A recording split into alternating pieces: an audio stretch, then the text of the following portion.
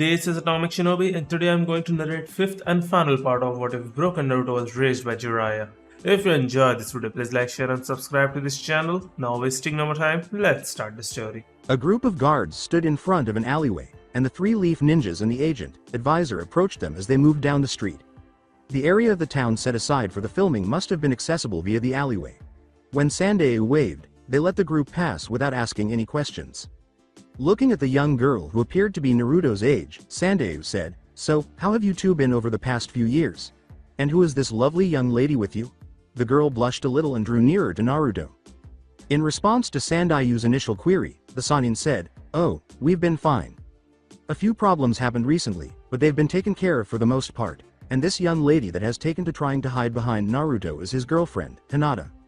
The blonde had told Sandeu about Naruto's life, and he was relieved to hear that things were improving. "Really? Well, that's good to hear. Do you treat her right, Naruto?" For Naruto, the idea of not treating Hinata properly was alien. "Why wouldn't I treat Hinata-chan right?" Sandeu laughed heartily. "Good, I'm glad to hear that. Koyuki has been doing quite well since you two came along. You should really stop by the snow country one of these days for a visit." Hinata inquired, Pardon me, but how did you meet Naruto-kun?" Sandeu glanced at his watch and said, Well, I'm sure Koyuki will be more than happy to explain all that if you ask her." He didn't exactly have time to explain because he was a little rushed. She should be due for a break soon enough anyhow, seeing as tonight is the last night of one of the larger festivals of the year. A portion of the town had been turned into a battlefield when the group emerged from the alleyway. Koyuki was spotted by the group standing in a field in front of a demolished building with her fellow actors. In front of the antagonist of the film, the female daimyo actor was uttering a line. Seeing Naruto in the background, Koyuki exclaimed, "I will never give up, I." Dropping her prop weapon, Koyuki yelled, "Naruto," and rushed to embrace Naruto. The face of the Jinchuriki was wedged between her breasts. The intimacy between the two did not sit well with Hinata. The producer grinned. He recalled Naruto. "All right, everyone, we'll be taking the rest of the day off. Take time to go to tonight's festival. It's the biggest one of the year. Just, please, don't get drunk off your asses. I need you ready for tomorrow." The actress inquired, "So Naruto, how have you been, and who's this girl with you?" Still wedged between Koyuki's breasts was Naruto's face. Right now, he was having trouble breathing, much less responding to her query. The white-haired Sannin said, "Well, Koyuki, if you'd let him breathe, he might be able to answer your question." When Koyuki looked down, he saw Naruto struggling and beginning to lose his temper. Her words were, "Oh, sorry Naruto-kun," as she released him.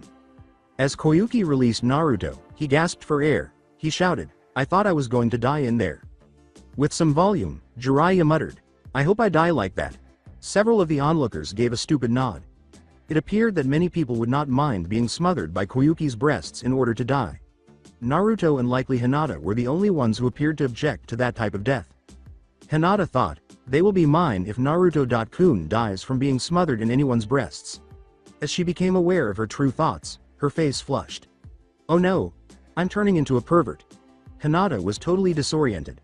The Hyuga heiress was unaware that her boyfriend was constantly calling her name. Her boyfriend waved his hand in front of her face and exclaimed, "Hinata!" Earth to Hinata. Hinata saw Naruto staring right in her face after blinking a few times. Her face flushed slightly. "Sorry. I guess I spaced out." The blonde was embraced by the actress. Koyuki whispered in Naruto-kun's ear, "Why don't we take another bath together?" Exclaimed everyone. "That's right, Naruto has seen parts of me none of you ever will." Kyoki seemed to take pride in stating that for some reason.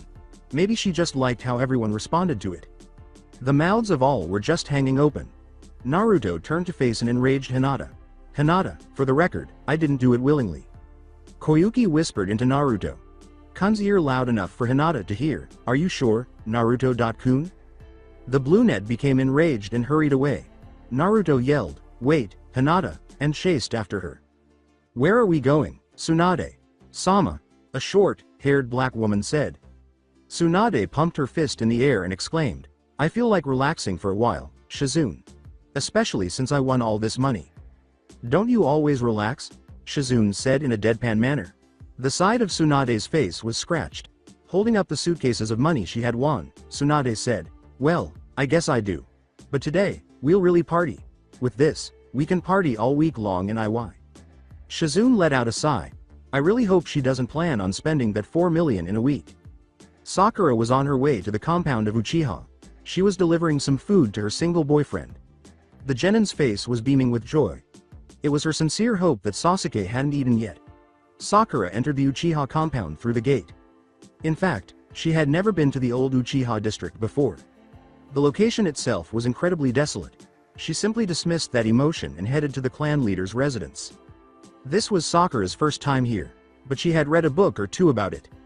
She discovered the location of the clan head's home in those books. At last, she arrived at her destination. She pondered, I wonder if Sasuke-kun will like what I have for him. Sakura approached the front door and rapped on it 3 times. There was no response from the other end, so she waited. When the door eventually opened, the pinkhead was pleased. But when she saw the expression in his eyes and on his face, she took a step back. In reality, the female genin of Team 7 was terrified of the boy she had long desired to date. She questioned, Sasuke-kun? To find out if he was really him. Nothing was registering for a second. Nothing but what he read in the sealed files his brother gave him, not his current girlfriend or the food she was holding. His perspective on his former family had been profoundly changed by what he had read. The young Uchiha was astounded by everything they had planned and accomplished. What was he to believe now, and who?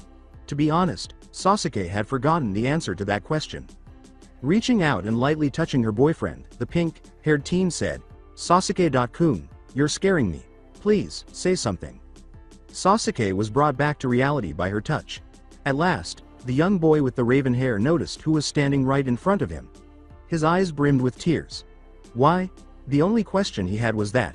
He was unable to understand it. Without hesitation, Sakura dropped the food and gave him a hug. He wept for whatever reason, and the pinkette held him without saying anything. Sakura's shirt was quite wet when he stopped crying, but she had no idea how long they had been like that. In a gentle, comforting voice, Sakura said, Sasuke, what's wrong? The blonde called out, Hinata-chan, as he dashed through the town's alleys. Somehow, his girlfriend had vanished from view. The blonde rushed into the congested streets from the alleyway. He searched, but she was nowhere to be found. I'm sorry, Naruto. I didn't think she would react that way, Koyuki said, panting and out of breath.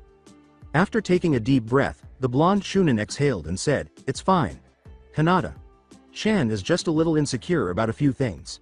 She'll be fine. He made a very familiar hand sign and walked back into the alleyway, generating a dozen shadow clones in the process. All right, spread out and find her. If she keeps running like this, she'll probably pass out, or worse. With a nod, the clones vanished. The actress questioned, what do you mean, or worse? Jiraiya approached them and started to clarify Naruto's meaning. Hinata was hurt badly during the Chunin exams, her heart in particular. The medics at the village did their best to fix the damage, but they're far too unskilled for the kind of help Hinata needed. She's healed enough to do basic things, but at this rate, if we don't locate my former teammate, her heart will never fully heal itself. The daimyo muttered, I'm sorry, I didn't realize, in a melancholy voice. A hand was placed on her shoulder by Jiraiya. Jiraiya wasn't overly concerned about the current state of affairs, saying, Don't worry about it. Naruto will find her, and everything will be fine. He was confident that Naruto would locate Hinata and attempt to make amends. Hinata had perspiration. Because of all the running, her chest ached. The brunette could no longer stand there and watch or listen to that, even though she knew she shouldn't be running. She walked over to a set of stairs and sat down, holding her arms across her chest and breathing heavily. It hurts. It hurts so much, she sobbed while standing on the stairs. Sweat began to trickle down her face, which was red and hot. Both physically and emotionally, the young Hyuga had exhausted herself. A young-looking woman holding a small pig asked, Are you alright? Hinata's vision began to blur as she looked up. She managed to say, My chest hurts, before collapsing forward and fainting. The woman with the dark hair grabbed Hinata and touched her forehead. Kami, she's burning up, she exclaimed as she bustled into the crowd after hurriedly picking Hinata up. She didn't even consider Hinata's eyes. Tsunade-sama, exclaimed the woman as she stormed into the bar where the renowned healer was getting wasted. Without looking back to see what her apprentice wanted, Tsunade said, What is it, Shizune? Can't you see I'm busy drinking? Shizune approached her sensei directly. Tsunade turned to look. Somehow, the girl looked familiar. Her hand touched the child's head. She's burning up, Shizune. Shizune could have helped Hinata, of course, but she hoped this would help her mentor break out of the funk she had been in for a while. I know, can you help her? In Shizune's embrace, Hinata shivered. Naruto, help me. Tsunade glanced at her drink before turning to face the girl. Tsunade took the girl in her arms and hurried out, saying, okay, let's head to our room. I can accomplish more there than at this bar. Naruto sat by himself on a rooftop. After searching everywhere, he was unable to locate Hinata. To ensure that she wasn't abducted, he kept hundreds of clones outside the town. Because Hinata was upset, the blonde hoped she was just hiding from him. The stone in Naruto's hand was starting to break off his grasp, and that was the only indication that he was upset. The question, still nothing, was raised by Jiraiya. The genin brought his knees to his chest and said, no, nothing. I can't find her anywhere. No matter how long it took, he would wait until his clones discovered her. Sasuke's head rested in Sakura's lap as she sat on the couch. The pinkette ran her fingers through her boyfriend's hair while humming a simple tune. Although she was aware of all the files strewn about the room, she chose not to examine them. Sakura was aware that his actions must have been motivated by those papers. But her guess was only partially accurate. The voice seemed to come from everywhere at once. I see. So my brother has matured a bit, it said. Sakura stopped. She was completely chilled by the voice. She questioned, who are you? The two genin were directly in front of the man in question. Sasuke felt the pinkette's arms encircle him and draw him in. My name is Itachi Uchiha, and I'm Sasuke's older brother. Hatred for the man in front of her filled Sakura's voice as she asked, come to finish the job? The old Hokage said, that's enough, Sakura, coming right behind the young female genin. You don't know the whole story behind what happened that night, but you will soon. Hokage. Sama? Sakura was, to put it mildly, confused by what was happening. The third Hokage moved around and took a seat close to the couch in one of the chairs. The current Hokage expressed curiosity about the whereabouts of the loose cannon Kisame Hoshigaki, asking, I suppose I might as well explain. But first, where is your partner, Itachi? He's probably raiding the fridge right now, Itachi said. In order to prevent him from frightening people, he had instructed his friend to get some food. With a slab of beef hanging out of his mouth, Kisame poked his head around the corner and asked, yo, Itachi, do you guys always eat like this? For the most part, said the older brother of the Uchiha family. Kisame ducked his head and vanished back into the kitchen, saying, now go back into the kitchen before you start spilling stuff on the floor. I hope that will keep him occupied for a while. Uncertain of what was happening, Sakura simply sat there in silence. The pinkette wanted to inquire, but she was afraid to speak just yet. She wondered whether Sasuke was aware that his brother had returned. Anyhow, where should I begin? The elderly Hokage whispered. Shizune inquired, how is she doing, Lady Tsunade? Regarding the child she had discovered, the younger woman was quite concerned. Wiping the perspiration from Hinata's face, Tsunade sighed. It's her heart. It's been badly damaged and some second-rate doctors tried to heal it. They did a piss-poor job and left her heart in shambles. All she'd have to do to be in severe pain is get a little worked up. The attractive blonde felt the head of the youngster. Her fever should break soon, but I'm not sure when she'll wake up. Shizune, did you get a look at her eyes? Shizune tilted her head sideways. What do you mean, Tsunade? Sama. Shizune struggled to comprehend the significance of her eyes. A certain clan in Konoha had slipped her mind entirely. She's a Hyuga, Shizune, but I don't know what she's doing here alone. It's a good thing you found her when you did. A great many people would kill for an unsealed Hyuga girl. Tsunade remained motionless. Tsunade went to the doorway and switched off the light as Shizune left the room, saying, Shizune, we should probably find who she was with. That child couldn't have come all this way alone. She can rest here for now. What do you want me to do, Tsunade? Sama. Tsunade paused to consider her student's query. The buxom blonde noticed the expression on her apprentice's face and said, search the city and if you see anyone you recognize, bring them back. Don't make me repeat what I've said, because it's already left a bad taste in my mouth. Shizune nearly shouted, of course, Tsunade. Sama. I'll leave right away, before vanishing in a cloud of smoke. Kyuubi's voice said, stop your moping, it's depressing. Naruto wasn't in the mood to deal with the fox, so he said, I'll mope as long as I feel like. Above Naruto's head, the Kyuubi appeared and said, I said stop moping. The blonde's head was then subjected to a bite. Ow. Naruto jumped up and screamed. Naruto screamed, get the hell off, and grabbed the little fox by the middle, attempting to pull him away. As he tried to take the fox off his head, the blonde appeared to be performing a small dance on the roof. After attempting to remove the irate fox for several minutes, he eventually succeeded. What the hell is your problem? What's my problem? You're my goddamn problem. I will not tolerate the person I'm sealed in whining and moping around over something like this. Kyuubi was furious. He detested weakness, particularly in the person he was living with at the time. The blonde genin looked the fox in the eyes and yelled back, "What do you expect me to do, then?" Takeshi vanished in a puff of smoke back into the seal, saying, "I expect you to do what you've always done, not mope like some sad lil twit. Bah. You're pathetic right now, and I don't feel like talking to you anymore." After sitting on the roof, Naruto lay down. It was the first time he had ever bothered to look at the stars. After a few minutes, Jiraiya said, "Naruto, are you still up here?" He said, "Yeah, I'm over here," without making any effort to move. "It's already been 3 hours, and I haven't found her. It's not like she could have gotten that far." Jiraiya approached the building's edge and peered out over the celebration. "All we can do is look, Naruto. I've already sent clones myself, but I haven't found anything yet either." Shizune was looking around the town for anyone she knew who was from the Leaf Village, but after a little more than an hour, she had found nothing. Beside Shizune, a tall figure emerged. "I thought you looked familiar. It's been a long time, Shizune." Shizune quickly turned to see that the man was Jiraiya. "Oh, Jiraiya. Sama. It has been a long time. I had no idea you were here." "Yeah, well, that's really not important right now. Have you seen a young Hyuga girl?" "Actually." Sakura questioned, "Wait, why go through all this?" Sakura didn't fully comprehend the reason behind their actions. "Why couldn't you have just made it public in the first place?" she asked. "Because that's how things had to be," and Itachi answered. "But couldn't you have at least told Sasuke-kun? I did what I had to. My entire clan was filled with people who thought they were superior to everyone else. However, the question that should be asked is why they thought that way. There has never been a single Uchiha as Hokage. None of them were strong enough to hold that title. The ones they called inferior were named Hokage like Minato Namikaze. Who would have thought an orphan boy would have ever become Hokage?" Itachi was quiet for a moment before he continued. "My family had been keeping this train of thought in their minds for many years, and that was fine.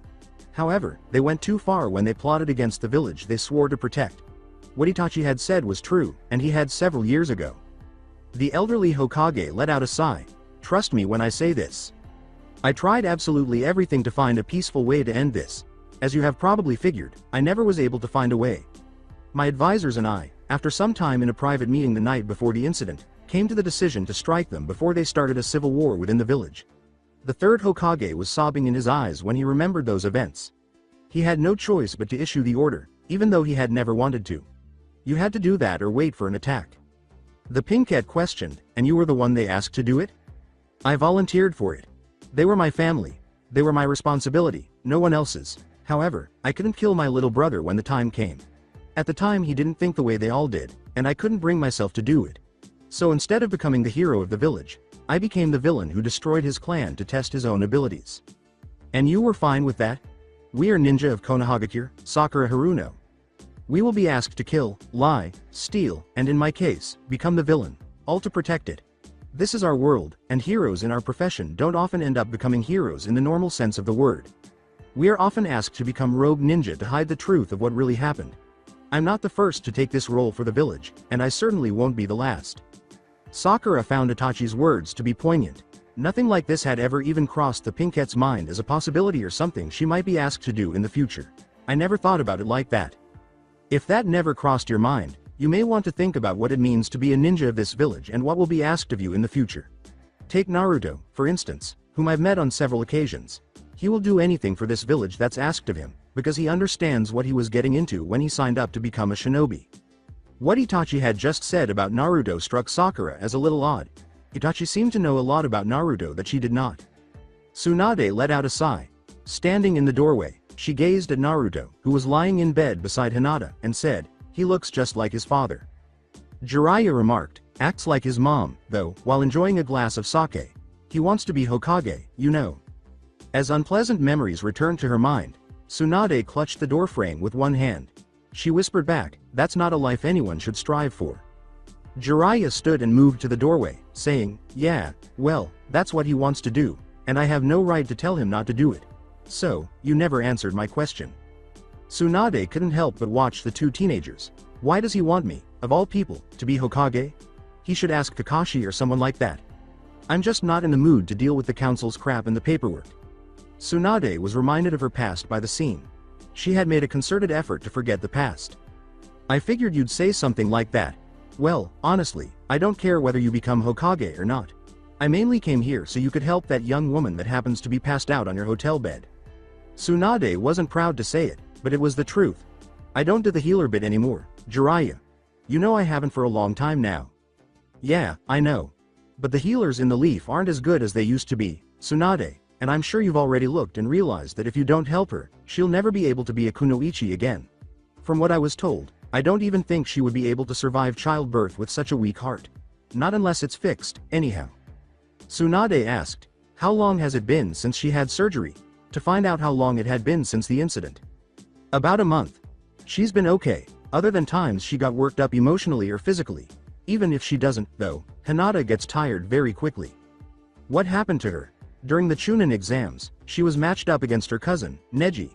At first he wasn't trying very hard, but when she wouldn't go down, he landed a blow that could have killed her. Actually, the blow almost did kill her, but don't tell Naruto that. Jiraiya grinned. Naruto got him back in the finals, though, and good, too. Tsunade gave a small smile.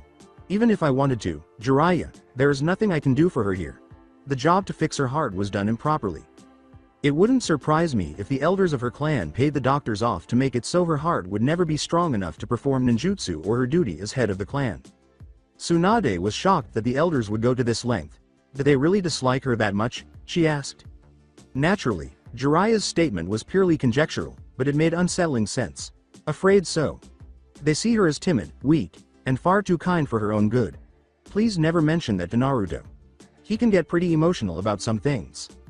That's still hard to believe, Jiraiya. Jiraiya picked up a bottle of sake and drained it, saying, I suppose it is. Jiraiya sealed her hand and left the room, saying, well, I'll leave the two of them in your care for tonight. Please at least think about coming back. Tsunade returned her focus to the two teenagers. Hinata, who had clung to Naruto during her sleep, was lying next to him on the bed. Enjoying the moment, the blonde simply held her. The words, I was really upset, Naruto.kun, were spoken by Hinata. Naruto inquired, how long have you been awake? Ever since I cuddled up to you, she answered, blushing deeply. Naruto squeezed Hinata closer to him and said, I'm sorry about earlier, Hina-chan. I didn't think Koyuki was going to do something like that. After a few seconds of silence, Hinata said, no, I should be apologizing. I shouldn't have become angry and fled. From the doorway, Tsunade observed the two conversing. It made her think of herself and Dan, somehow. Shizune questioned, Tsunade. Sama, are you going to at least help her? Tsunade gazed at the two and pondered whether returning to the village would be so difficult. If I were to help her, I would need the facilities in the village to attempt heart surgery, Shizune. How long has it been since we've been back? Too long, Tsunade. Sama, the apprentice of the Sannin said.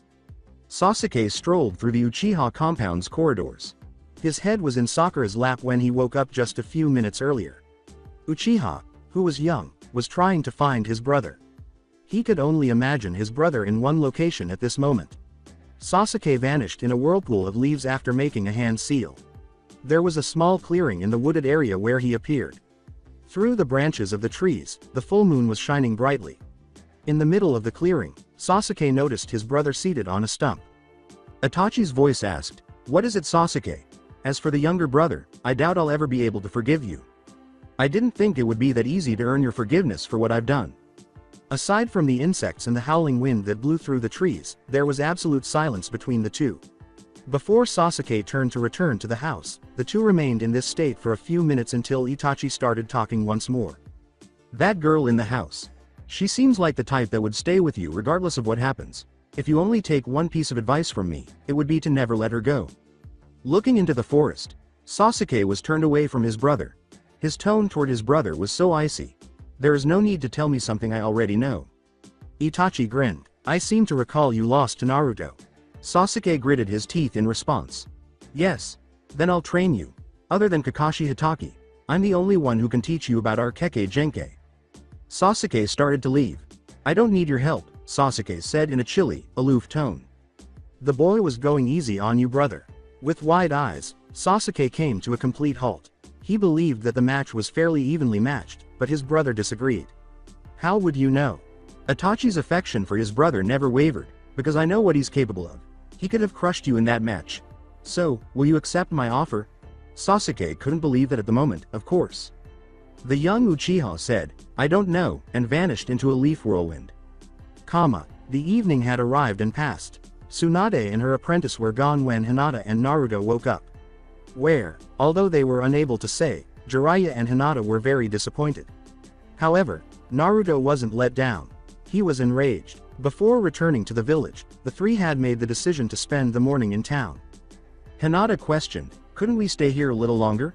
While they watched Koyuki, she was seated in Naruto's lap.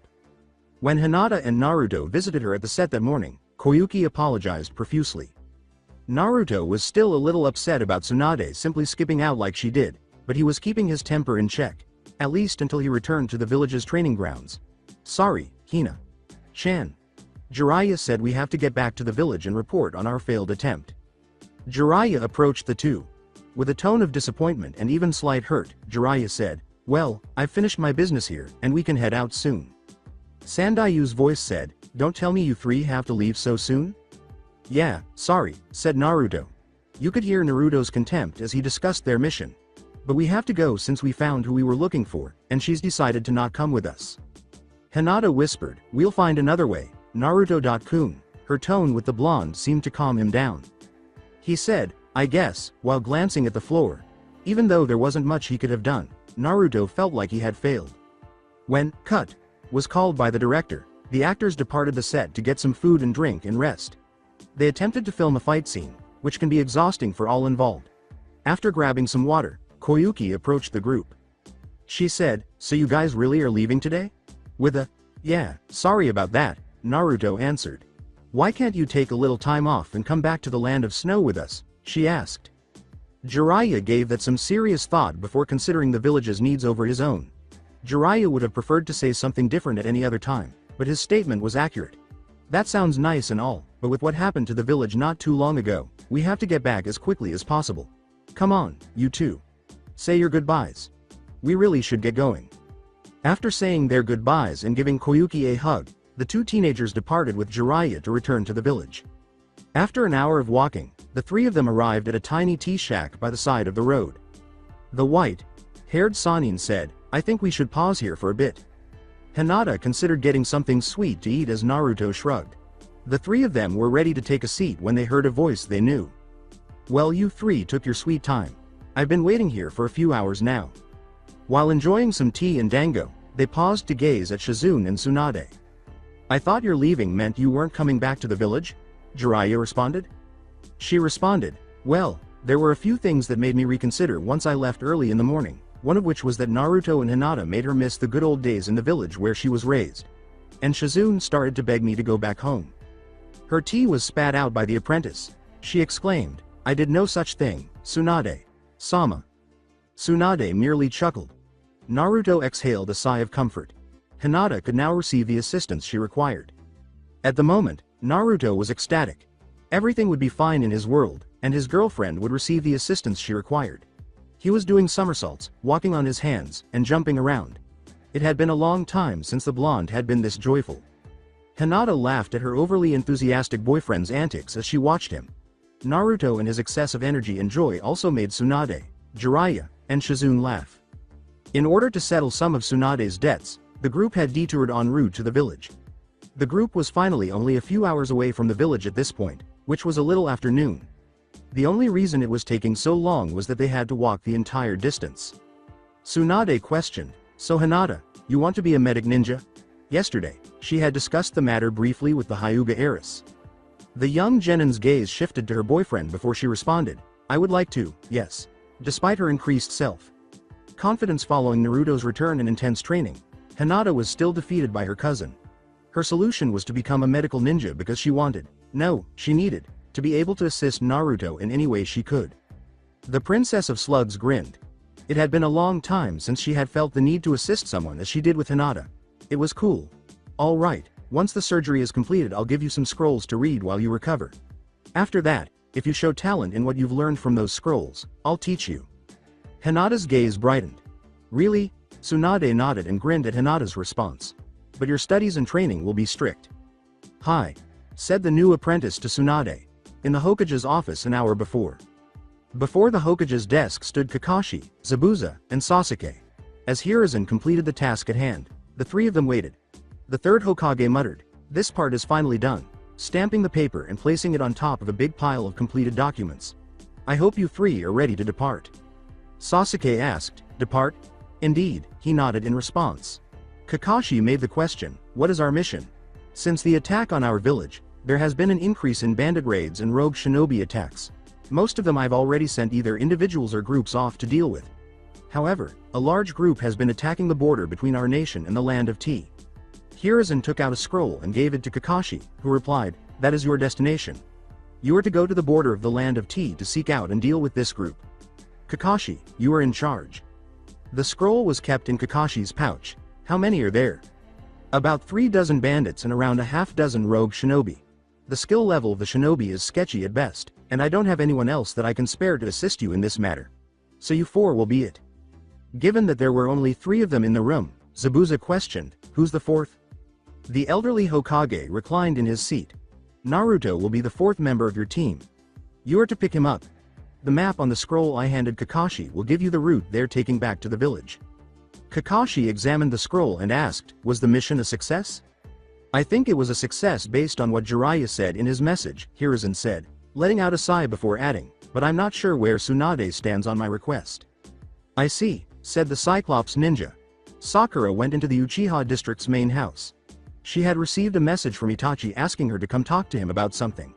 What he wanted to discuss with her was beyond the Pinkette's comprehension. "Hello?" she exclaimed. No one appeared to be home at the moment. Sakura went through every bedroom in the estate, but none of them had anyone in them. She arrived at a door that she had missed the day before. She discovered a tiny garden in the middle of the space when she opened it. A single rose bush stood in the middle of the space, surrounded by benches holding a variety of other tiny potted plants. The ceiling featured a sizable window that let light in to nourish the plants. "Ah, you're here, Sakura," Itachi murmured. When Sakura heard his voice, she froze. With 2 clippers in his hand, Itachi rose from behind the rose bush. "I suppose you're wondering what I want to talk with you about, and why there's a blue rose bush inside of this room." Sakura gave a nod. It took several minutes of silence before Sakura found the courage to speak. "Was it your mother's?" Itachi touched a deep blue rose on the plant and looked down. "No, when I was a child, I found this plant out in the forest. It was very small and had a half-opened bud on it. So I dug it up and brought it home. My mother showed me how to care for it. I'm surprised Sasuke didn't rip the plant out of the ground and burn it." Sakura made an uncomfortable shift. You also wanted to talk to me about something?" Itachi dreamed as he looked up to close out the day. "Yes, I would like for you to live at the estate." Sakura nearly toppled over. What? This was the most unexpected thing he could have said to her. "Sasuke doesn't really like me right now, and I don't think that will change anytime soon." Itachi completed trimming a few branches and placed the clippers on one of the benches. "Once what really happened has been announced, I will be moving back into the Uchiha district officially, and Kisame will probably be coming to live in one of the homes as well. It would help him greatly to have somebody he trusts living here as well." Can I think about it?" "Of course." Tsunade yelled, "I said no, damn it," and slammed her hand down on the tiny dango shop table, causing a crack to go through the middle. To which Naruto replied, "Why the hell not? Tons of people would love to be the Hokage." He then slammed his hand against the table, shattering it in 2. Jiraiya started to say, "Hey, now, don't destroy the shop but it seemed like they weren't paying attention. Tsunade appeared to be growing increasingly agitated with the blonde. "Then let those people be Hokage and leave me the hell out of it," she exclaimed. "Look, I said I'd help Hinata, but I never agreed to being the 5th Hokage." As he finished his sentence, Naruto's voice grew louder. "I'm thankful you're going to help her, and I wouldn't bother asking if the old man would just let me be the next Hokage," he said. It nearly made her laugh. "Damn right he won't, you're far too young and inexperienced," she exclaimed. "Oh yeah. Naruto took a seat in his chair and grinned. "All right, let's have a match. If I get the first hit, I get to be the next Hokage." Tsunade grinned. "All right, brat. You're on." Jiraiya, Hinata, and Shizune simply sat in their chairs and drank the tea they had purchased. In between sips, Hinata remarked, "What nice tea." "Indeed," stated Shizune. Jiraiya said, We should probably leave a large tip once we're done. By large tip, she meant enough cash to replace the table and cover any additional damages the two were going to cause. At the same time, all three of them took a final sip of tea. For the past 30 minutes or so, the three had been listening to Naruto and Tsunade quarrel. After much debate, Naruto challenged Tsunade for the position of the next Hokage. With a sigh, Jiraiya got up and left a sizable tip to cover all of the damages and any future ones that might arise. Well, we best go make sure those two don't kill one another. After nodding, the two kunoichi went to where Naruto and Tsunade had fled. By activating her Byakugan, Hinata was able to quickly locate the two blondes. They were in a little clearing in the woods, away from the road, behind the store. Hinata deactivated her eyes and remarked, "They're behind the shop. Looks like they're getting ready to start." Naruto stood up and placed his right hand on the hilt of his sword, saying, "All right, the first one to hit the other will become Hokage. Deal?" Naruto pretended to be a fool, which made him appear less intelligent than he actually was. Tsunade didn't appear to notice what Naruto was doing, though. She exclaimed, "All right, the first one to hit the other wins." Jiraiya shouted from the edge of the clearing, "Yo, Tsunade. I wouldn't take the boy too lightly." "Ha. I may be a little rusty, but I doubt some kid, regardless of parentage, is going to get the best of me," Tsunade exclaimed with pride. Naruto tightened his jaw. He detested how easily he was undervalued. With his hand on his sword's hilt, the young blonde vanished from view. The downward slash from Naruto's sword nearly sidestepped Tsunade, whose eyes widened. So quick, she thought. The ground erupted, sending huge pieces of rock skyward as the Sannin raised her foot and slammed it into the earth. "I refuse to be defeated by a child," she thought as she leapt into the air. The big chunks of rock splintered into hundreds of pieces as she slammed her fist into them. Stone fragments were thrown at the area, forming a huge cloud of dust. Tsunade landed with a smug expression on her face. The cloud of dust dissipated, but Naruto was not visible. As she waited, Tsunade remained still. A Rasengan was launched directly down on top of the Sannin as Naruto materialized above Tsunade. She had, however, jumped back because she had expected such an action. A tiny crater was formed when the Rasengan struck the earth. The air was filled with dust again. Naruto was standing in the crater when it cleared. He had yellow eyes with thick orange lines surrounding them. Jiraiya raised an eyebrow and placed a hand on his chin. "I didn't think he'd mastered Sage Mode yet." Shizune questioned, "Weren't you training him?" Jiraiya let out a sigh.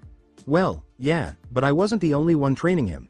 The Elder Toads trained him and I didn't really pry into what they taught him. I knew he was training for Sage Mode, but I never thought he'd master it at such a young age." Jiraiya was furious with himself. "That damn kid asks me to teach him everything I know and he doesn't even tell me when he's mastered something." The voice was deep. "Yes, he can be pretty inconsiderate," it said. Hinata noticed a tiny fox perched atop Shizune's head when she turned to her left. "Wah." Shizune raised his head in surprise at the fox. Don't scare me." Hinata took Takeshi-san in her arms and asked, "When did you get here, Takeshi-san?" The fox gave Hinata a look. The fox turned to Jiraiya and said, "Just now, actually. I was bored with just sitting there and watching from the inside. You really don't seem all that surprised that I'm out like this." Shizune was put down by Jiraiya. With a very serious expression, Jiraiya said, "I heard you and Naruto talking the other night." His expression made it clear that he had no desire to ever look at the fox. "I see. You might want to stop Naruto. He's getting carried away again." Everyone turned to watch Naruto sprint toward Tsunade while brandishing a huge Rasengan. Hinata's cry, "Naruto-kun, stop it right now," caught everyone off guard, with the exception of Tsunade, who was more engrossed in the moment than Naruto. During this time, the fox vanished back into the seal. Naruto lost control of his Rasengan and it dispelled as he stumbled. Shortly after the stumble, Tsunade's fist struck Naruto in the face, sending him hurtling backward through branches and entire trees. "Damn, I think I hit him a little too hard." Jiraiya turned to face Hinata, who appeared to be ready to run after Naruto. To soothe Hinata, he placed a hand on her shoulder. "Don't worry about Naruto, he's been hit harder than that before." She nodded as she glanced up at him. "Why do we have to get the blonde brat for this? Actually, why do we even need the moody one?" Zabuza was upset. "Stop complaining, Zabuza. We should be just about to where Naruto is," replied Kakashi. It never occurred to the Junin that the former Mist Demon would be so critical of anything. As the boy with the blonde hair flew past them, Sasuke was unable to finish his sentence. "Don't call He questioned, was that Naruto? The three of them halted their tree, jumping. Zabuza answered, kinda looked like it. Near the three ninja, a buxom blonde landed on the ground. You see a blonde kid come flying by here? She inquired. Tsunade? Inquired Kakashi. Oh, hey, Kakashi. Been a while. Now about that blonde? Tsunade took off after Kakashi merely pointed in the right direction. Zabuza questioned, was that Tsunade of the Sannin? Yep. She's been out of the village for quite some time, the Cyclops ninja said. Almost shouting, the former demon of the mist said, Kami, she's got some big knockers. Jiraiya, now standing behind the group with Hinata and Shizune, gave Zabuza an open palm to the back of his head for the remark. Watch your mouth, kid. If she'd heard that, she'd probably crush your skull under her foot.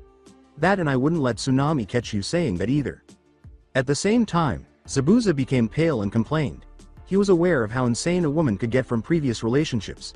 He did everything in his power to avoid saying or doing something foolish. Shizune approached Kakashi and made a small bow. It's been a while, Kakashi-san. Kakashi waved to her briefly. Yeah, been a few years.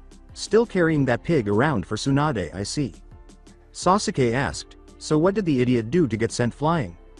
Oh, he challenged Tsunade for the right to be Hokage or something like that. He lost his footing and got a nice wallop. Jiraiya laughed and reacted after giving his statement some thought. He found it amusing that Naruto listened to Hinata when she told him to stop. Yeah, that about sums it up. Tsunade walked around a bush and saw the ground dug with what was likely Naruto's own body. Geez, how far did I send him flying? She asked. The path Naruto had dug was about 100 feet long. Well, I hope he's not dead. His parents would never forgive me. Ah, there he is. It had been a rather large tree that had finally stopped him. Hey, wake up. Tsunade squatted down in front of him and cried out. She started to give him a face slap. Wake the hell up. Naruto leapt to his feet. Why the heck are you slapping me across the face when you just punched me in the jaw and sent me flying Kami knows how far? Naruto was rubbing his jaw. There seemed to be a problem with it. With a sickening jerk, he placed a hand on each side of his jaw and said, Damn, I think it's partially dislocated or something. To make sure everything was back in its proper position, Naruto started to open and close his jaw several times. Geez, that's smarts. Tsunade grinned and got back up. Seems you've done that a few times before. Naruto started to pick himself up and said, a few times, I guess. It kind of happens when you piss off a giant toad. Given that his clothing had been ripped during his prior flight through the trees, it was now impossible to clean. Well, Chan, how does it feel to be Hokage? Tsunade gave him a head bump. Don't call me that, and I never. Tsunade recalled the agreement she had made prior to their altercation. The sensation brought back memories of Sakura hitting him for asking her out or doing something to get attention. Damn, what's with women getting violent so quickly, he thought. Tsunade yelled, wait, you little bastard, you tricked me. Naruto answered with a smile. When Hinata, Jiraiya, and Shizune appeared out of the corner of Naruto's eye, he was followed by 3 other people he knew. To be honest, I wasn't sure that was going to work at the time. Personally, I was hoping to get the first hit. Hey, what are you guys doing here? Sasuke, we were sent here to get you for your next mission, he said. What? Naruto exclaimed as he abruptly dropped to the ground, turning his back on them. I refuse. Everybody started to perspire. Naruto's childlike behavior was something most of them had not witnessed in a long time. Additionally, some had never witnessed him act so immaturely. What are you, for? Exclaimed Zabuza, who was not at all amused. Not even Sasuke was amused. And I think of him as my friend, the Uchiha reflected. In addition to the fact that he lost to Naruto in the Chunin exams, he was shocked that he thought of him as his friend, in fact, his best friend. Kakashi let out a sigh. Naruto, it's the Hokage's orders. We really have to get going. No. Naruto insisted on staying in order to finish his mission in the village. In addition, he simply didn't want to stop seeing Hinata because she had spent so much time in the hospital. When the blonde turned, Hinata's expression was one of extreme disappointment. With a sigh, he said, Fine, I'll go. Naruto could have refused and sat there all day, but he couldn't bear his girlfriend's dissatisfied expression. Sakura waited for lunch at Choji's favorite barbecue restaurant, sipping her tea. She was accompanied by some of her old classmates. It's been a while since we've all been together for something normal like getting something to eat. Shikamaru gave a nod. Shikamaru saw that Ino and her boyfriend weren't yet present and said, Yeah, it has. Though Ino's late. Ino practically shouted, Come on, Haku, We're late. The window they were sitting next to was the source of the noise. Everyone stood up and peered out the window to watch Ino ride on Haku's back. The ice user noted, if you hadn't insisted on making those detours, we would have been on time. Haku's remark caused half of the group to laugh. Innocently, Ino questioned, what, can't a girl look at clothes? Haku grinned and said, of course. Just don't blame me when we're late. Neji and Shikamaru were the only ones not laughing at the couple. Sakura asked the pair, so, you two done? Ino exclaimed, oh hey guys, we'll be right in. As soon as Ino and Haku had settled in, Sakura inquired, so, how are you two? Since the invasion, she had not had the opportunity to speak with her friend. Grasping one of Haku's arms, Ino sat beside him. We haven't had a lot of time since the Chunin exams, but Haku likes to leave ice flowers for me before he leaves for missions. Tenten muttered rather loudly, wish I had a boyfriend who'd do something like that. Neji appeared to have nearly choked on his drink. Shikamaru said, I hear you're working with the Anbu Black Ops, Haku, after taking a sip of tea. The other night, he had overheard his father discussing a new recruit to the Anbu. Only because he had heard Zabuza mentioned did he believe it to be Haku. You know I can't really talk about it, but yes, I've expressed my desire to work within their ranks, replied the user of ice. Haku fit right in when he joined because he had primarily performed Anbu. Typical work during his time on the run with Zabuza. Shoji exclaimed, the meat has arrived, and was eager to begin eating. The meat was promptly placed on the table's grills to begin cooking. They were all laughing and talking about the past. The majority of the humorous tales featured Naruto and some sort of practical joke he was attempting to pull. Neji kept thinking about his battle with Naruto while he was eating. Do any of you think Naruto wasn't really trying during the Chunin exams? I mean, when I was fighting him, it didn't seem like he was really giving it his all, even though he soundly beat me. Shikamaru set his drink down. It was the same during his fight with Sasuke. He gave a very convincing performance, but even during that fight, it seemed he was only matching Sasuke move for move, rather than trying to outdo him. Even after he beat Sasuke, he went on and beat Gaara as well. All in the same day. He trained with Jiraiya of the Sannin for 3 years. Who knows what he's truly capable of at this point? Haku gazed down at the meat that was sizzling. Speaking from experience, Haku said, what he showed during the exams was definitely not what he was capable of. Come on, guys. This is Naruto we're talking about. I think you're overestimating him just a little bit, Kiba remarked as he bit into some of the completed meat. As much as I'd like to agree with you, Kiba, Shino said.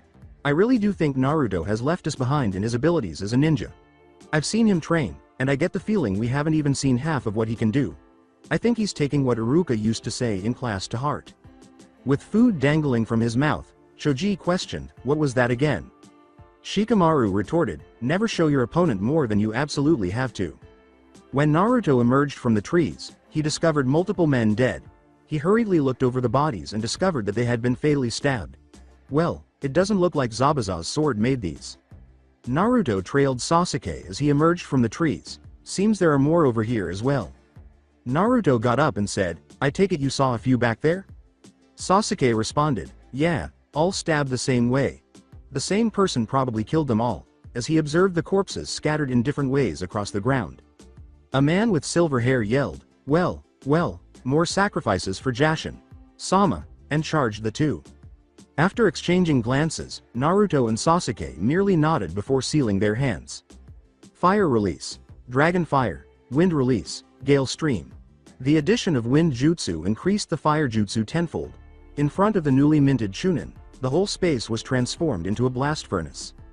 Did we get him? Inquired Sasuke. Good question, Naruto said, placing his hand on his sword's hilt. With his scythe swinging wildly, the somewhat charred madman emerged from the flames. Apparently not, shouted Naruto, blocking the scythe with his sword.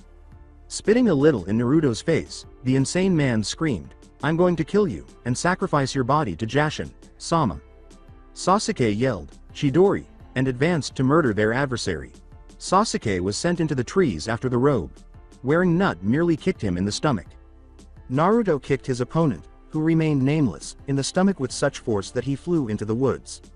Wiping the spit from his face, Naruto screamed, don't spit when you're trying to make threats. Well, at least what Itachi told me was true. You certainly are immortal, Hidan. That jutsu would have definitely killed anyone else. Sasuke bounded out of the forest. He took Naruto by the shirt collar and started giving him a rough shake. What the hell do you mean what Itachi told you? Naruto looked sideways and smiled. As the now named Hidan emerged from the woods, Naruto turned to face him and said, "Yeah, guess I shouldn't have said that." Naruto grinned and said, "Can we discuss this later? I mean, now isn't the time and all." "You little shit," exclaimed Hidan, jumping to great heights. Sasuke and Naruto dodged in different directions. As soon as Hidan hit the ground, Naruto leapt at him, sword drawn. Hidan was able to cut Naruto's side with his scythe while dodging the blonde's sword. While drawing a kunai from his pouch, Sasuke inquired, "Naruto, are you alright?" "Yeah, just a scratch," said the blonde. The wound was deep and had cut diagonally through the distal part of his right side's 8th and 9th ribs, even though it wasn't a scratch. Hidan licked his side's blood. Then he turned black and his entire body was covered in tattoos of skeletons. The insane ninja then proceeded to use a retractable pike to stab himself, leaving a pattern of blood on the ground that matched his necklace. Then he turned black, and all over his body, skeletal tattoos appeared. Naruto questioned, "What the hell is he doing?" "You got me," Sasuke said, equally perplexed as his ally. Soon after, Hidan stabbed himself through the chest, causing Naruto to clutch his chest and fall to the ground. They discovered what he was doing. Coughing out every word, Naruto said, "What the hell?" He noticed blood seeping through his clothing as he examined his chest. Sasuke yelled, "What happened?" and rushed to Naruto. Before answering, Naruto inhaled deeply a few times. He took a breath and said, "I don't know," before going on, "I don't get it." Hidan took another pike and used it to stab his stomach. "The pain is exquisite, isn't it?" Naruto was kneeling. He had felt pain in the past, but nothing like this. He answered, breathing heavily. The blonde sheathed his sword and drove it into the ground, saying, "No, you sick bastard. Got any ideas, Sasuke?" Naruto interrupted Sasuke before he could complete his analogy of Hidan's ability, saying, "I think so. That circle seems to be important, seeing as he hasn't left it, so." Naruto stood up, albeit shakily, and said, "Well, that's something. I'm going to try and get him out of the circle. When I do, you follow up with, well, with something." Sasuke let out a sigh. "And what makes you think you can even do this?" "What? Do you want to get him out of the circle and have me follow up with something?" "With a, fine. I'll do the follow-up." Sasuke gave in. "Hey, Fox. Face. Are you able to take action regarding the injuries? Right now, I don't think I'm able to run, much less walk." "Well, considering you haven't been using my powers lately, no, I can't do much about your wounds unless you draw on more of my power. However, I believe I can take away the pain you're feeling for a short time, but after that, you will more than likely pass out from the pain when it returns." Most of the pain in Naruto's body seemed to go away. He was ready to attack Hidan. The blonde took off from where he was standing, kicking up rocks and dirt as he got closer to Hidan. Hidan swung his scythe at Naruto and yelled, "You think you can do anything in your condition?" In order to remove Hidan from his circle, Naruto ducked beneath the big bladed weapon, kicked off the ground, and tackled him. Sasuke materialized above them holding Naruto's sword before the two of them struck the ground. He skillfully cut off Hidan's head with a single swipe, sparing the blonde. Naruto and Hidan, who had just been beheaded, fell to the ground. Naruto got to his feet and brushed himself clean. "Well, glad that worked out." It yelled, "You little shits, I'll fucking bite your legs off." "That's enough, Hidan. You're out of time," a rough voice from the forest's edge said. The man wore a mask over the lower portion of his face and had strange eyes. He was once one of Taki's shinobi, as evidenced by the scratch through his headband. Hidan's head and body were seized by black tendrils that emerged from the man and pulled them back. The two vanished in a matter of seconds. When Zabuza and Kakashi landed in the clearing with their weapons out, they discovered they were not required. The two Junin shinobi saw that Naruto was covered in what appeared to be his own blood. Naruto grinned. The blonde was unable to finish his sentence before abruptly fainting. "Hey guys, welcome to the..." Naruto was caught before he hit the ground by Kakashi, who emerged from behind him. Kakashi placed Naruto on his back and said, "I do hope you'll explain what exactly happened on the way home, Sasuke." Naruto was on Kakashi's back as the three of them fled into the trees. "Okay, let's go. It seems there isn't anyone else alive." While Hinata and Tsunade occupied the chairs in front of his desk, Sarutobi sat behind it, signing some documents. Shizune stood behind Tsunade, holding Taunton, while Jiraiya sat on a windowsill. Examining the piles of documents on his desk, the current Hokage questioned, "So, have you decided to take up the mantle of Hokage?" Tsunade mumbled, a little ashamed, "Well, I did beat up a 13-year-old for the job." "What was that?" Sarutobi asked, raising an eyebrow. The female Sannin member glanced at Hinata and then back at the current Hokage before responding, "Nothing, all I said was yes." Tsunade laughed nervously. She continued by saying, "I've also agreed to fix her heart and take her on as an apprentice," alluding to the Hyuga royalty. The elderly man grinned. "Ah, very good. It's been some time since you trained someone." For some reason, Tsunade could see her old sensei was perspiring. "Shizune, would you take Hinata to the hospital and get her checked in?" Shizune bowed. Hinata nodded and escorted Shizune out of the room, saying, "Of course, Lady Tsunade. Come on, Hinata." Tsunade watched the two go, and her head turned to face the elderly man as soon as the door shut. The slug princess appeared to be very angry with him. Snarling, "So you used it again," she said. Whistling, Sarutobi cast a sidelong glance. "I have no idea what you're talking about." This gave Jiraiya the signal to leave the room, and he walked out the window. Tsunade slammed her hands down on the desk after getting to her feet. She pinched the bridge of her nose and composed herself. "Don't play stupid with me, old man. I can see it on your face. You used that kami. Forsaken technique again, even when I told you after the last time it could kill you if you used it again. Especially at your age," she said. "You're too old to be using something like that anymore, and you know it." I mean, Jiraiya was here. He could have dealt with the snake. The Hokage abruptly shifted the topic, saying, "It was my problem to deal with, Tsunade. A problem I should have dealt with years ago. So, what did you think of their son?" Tsunade grinned warmly as she recalled events from the distant past. "He's just like them. He's definitely got both his parents' talent. He's pretty good at holding back, too. Jiraiya at least taught him that much." Yes. During the Chunin exams, he used nowhere near his full potential. He trained night and day when he left with Jiraiya, so he says. Tsunade's eyebrow went up. When she was younger, she would flaunt her power whenever she could. Why hold back? If it were me, I'd show off or something along those lines. Hiruzen sounded quite worried about the idea that Naruto was scared of his own strength. He's not a normal young man, and you know this quite well. I think he's afraid of really hurting someone or losing control of himself. He hasn't had the easiest life, Tsunade. All of his young life he's been ignored, he's overheard people talking about him, and he's had other children picking on him. He has a lot of built-up anger and resentment. I'm sure you know it's not always easy to hold back." Tsunade glanced at the wall, mounted photos of the current and former Hokage and said, "I should have come back. Well, at least he seems to have a little girlfriend. She'll be prettier than her mother." The elderly man grinned. "Yes, well, I had told Jiraiya to be discreet in telling Naruto about Hinata liking him, but being subtle is not something he was ever good at." Tsunade grinned. "True. But that's not always such a bad thing," she remarked quietly, reflecting on this. "Anyhow, we'll talk more later. There is a certain Hyuga I have to have a chat with." Hiruzen let out a sigh. "Don't take it out on him too badly, there was nothing he could do." Tsunade cracked her knuckles and grinned. She said, "Of course. I'll only hurt him a little bit," and headed out of the room. A Hyuga elder yelled, "What if she finds out? We'll surely be killed." In a room, 4 Hyuga elders were discussing a matter that appeared to be very serious. Since Tsunade's Senju had returned to the village, one of the 4 was a little freaked out. They were sitting in a safe room. The words were inaudible to anyone outside. "Calm yourself. There is no way she can pin the blame on us. There just isn't any proof of our actions.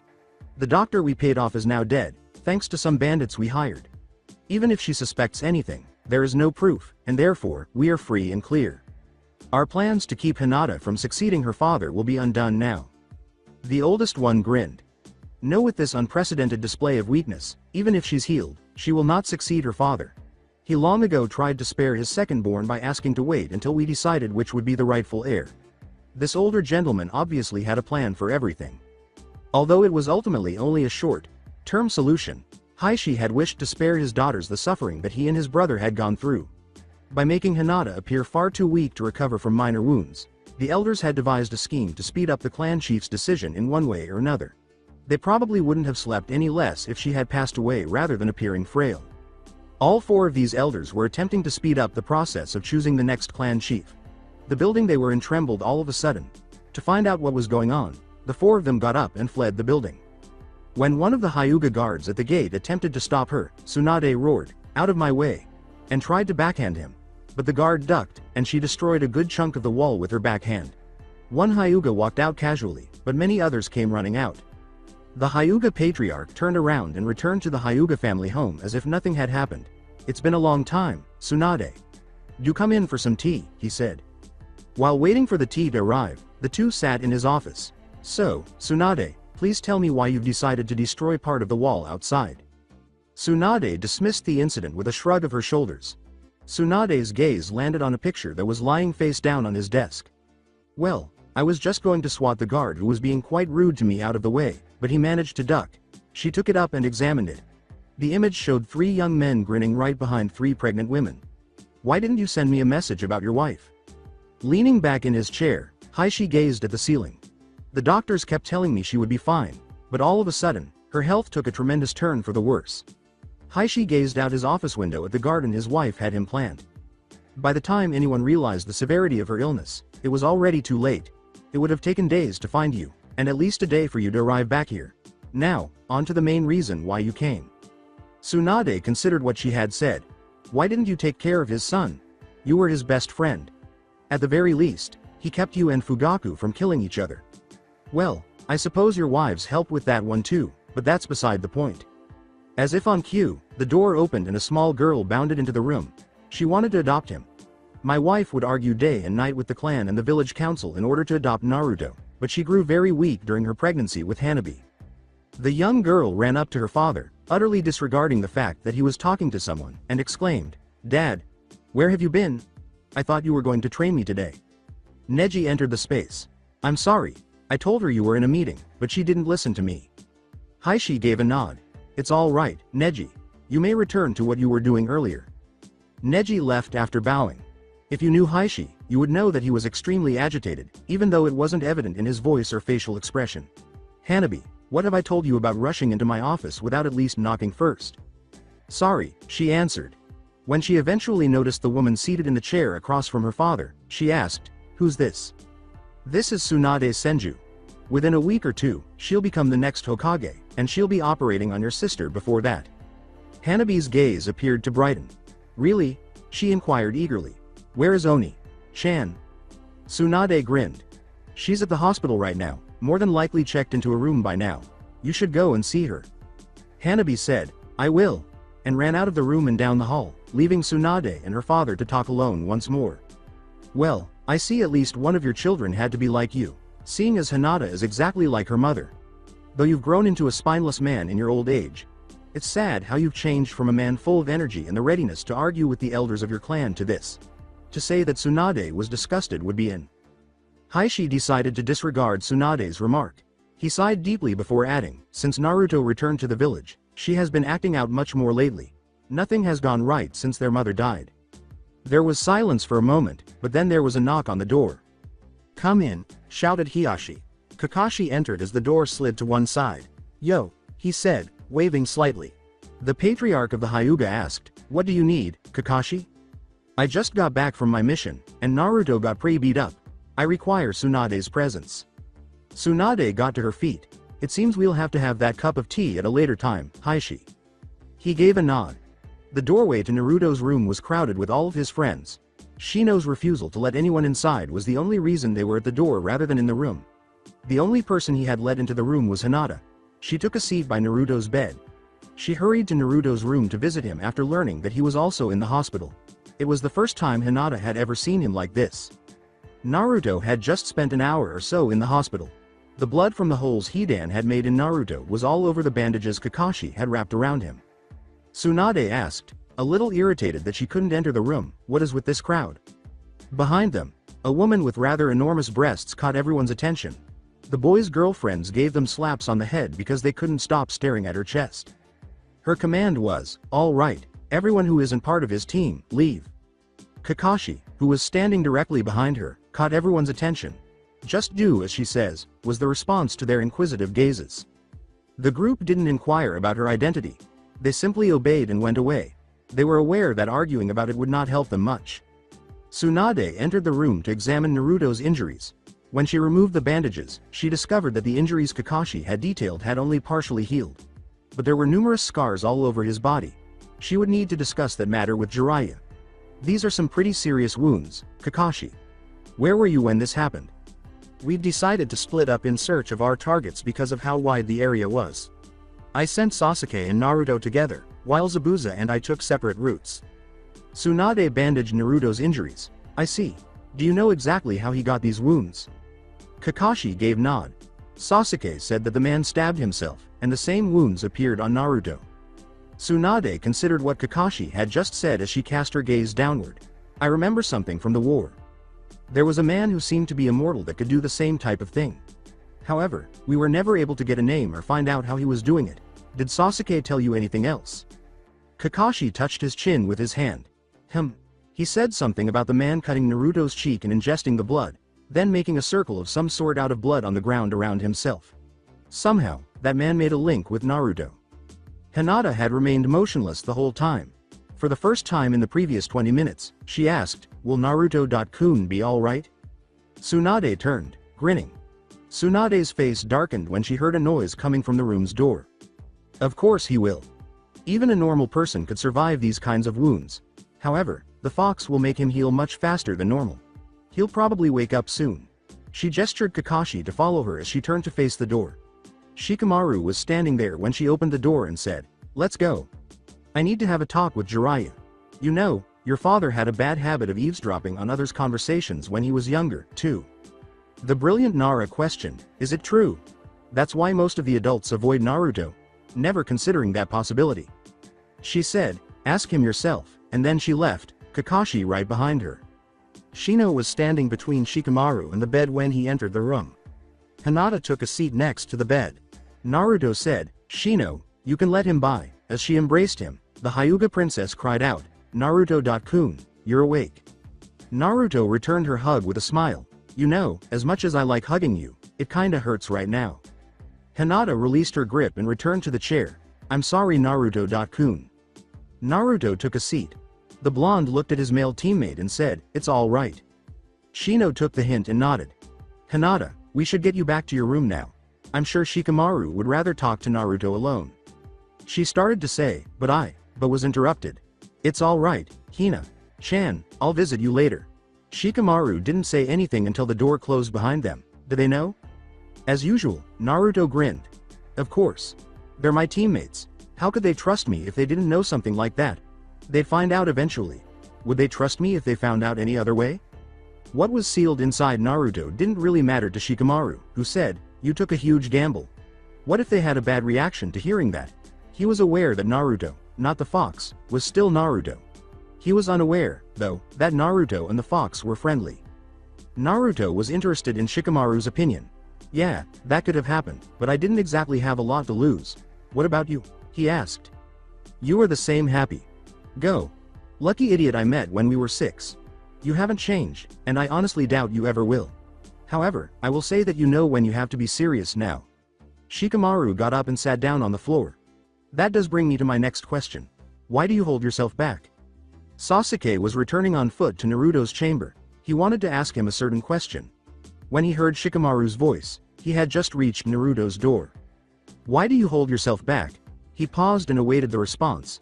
He also wanted to know why Naruto had been suppressing his emotions. Naruto tried to sidestep the question by asking, "What are you talking about? You beat Neji, Sasuke, and Gaara in one day, all within a few hours of one another. How strong are you? Every time they upped their speed or power, you matched them blow for blow. Eventually, you increased your speed and power to beat them. You could have done it at the very beginning of each match, couldn't you?" Shikamaru knew that Naruto was correct when he changed eyes for a moment. Naruto glanced out the window at the Hokage monument and then back at Shikamaru, asking, "Do you know what it's like to grow up and have everyone hate you? Of course you couldn't understand something like that. You've always had your parents, other family members, and friends. When I trained by myself before I left the village, I'd get so angry. I didn't understand why almost everyone hated me and why I had to be alone." Naruto laughed awkwardly and touched his forehead. The blonde sighed, "That wasn't the question you were asking me. I'm afraid I'll lose control of myself. During my match with Neji I lost control and almost killed him. If I hadn't adjusted the course of my last jutsu, I would have removed his head from his shoulders." More intrigued than ever by the blonde, Sasuke strolled down the hall. How powerful is he? He pondered. Sasuke believed he was the strongest person in his age group, until Naruto returned to the village, that is. To put it mildly, Sasuke was annoyed that Naruto had played with him during their battle. Changing the topic, Shikamaru said, "So, you and Hinata, huh?" Naruto grinned broadly. He paused to consider whether Shikamaru would tell anyone. "Yeah. She was the reason I trained so hard the past few years. I finally had something to look forward to. I trained all day every day, and most nights. I learned everything the pervy sage and the toads had to offer. Do you plan on telling anyone?" Shikamaru's eyebrow went up. "Tell everyone and have them ask me a million questions I can't answer? Nah, I'm good. That would be far too troublesome, and it would cut in on my cloud watching." Shikamaru enjoyed his downtime. He lost a lot of his daydreaming time when he got promoted, so it was a terrible shame. It would kill the others to tell them about Naruto and Hinata's relationship. "You know, me and everyone else talked about that earlier, but we all figured you were still oblivious." Naruto smiled. That was the idea. A nurse entered the room as the door opened. She said sweetly, "I apologize, but it's time to change Naruto's bandages." Shikamaru waved as he walked out of the room, saying, "Well, I guess I should take my leave then." Itachi was on his knees before his family's tombs. This was something he had been doing for a while. Kisame, irritated that Itachi had not moved or spoken for an hour, said, "Yo, Itachi? How long are you going to be doing that? I told you not to bother me right now, Kisame. Go bother Zabuza or something," he responded. With his right hand, Kisame reached for his chin. Kisame made a hand seal and changed his appearance to more closely resemble a regular person. Well, that's an idea. His face would never look entirely normal, primarily because he was a psychopath. "Be sure to behave yourself while you are in the village. Be aware of what may happen if you cause trouble in my home," Itachi said. Kisame began to perspire a bit. "Don't worry, I'll be on my best behavior." "Yes. Do that." A female voice called out, "Itachi-kun," from inside the house. Itachi turned his head to the left and lifted his chin. "Well, it seems I'm done here for now." "Oh," Kisame muttered, "is that how it is?" Itachi turned to look at Kisame. After saying, all right, I'm going," Kisame vanished in a splatter. Itachi let out a sigh. "I really wish he wouldn't do that on my porch." Ayame was standing there grinning as the door opened. She held up a wooden box and said, "Ah, there you are, with joy. I brought some food. I'm sure you haven't been eating well." Jiraiya was taking notes for his next book while glancing at the women's restroom.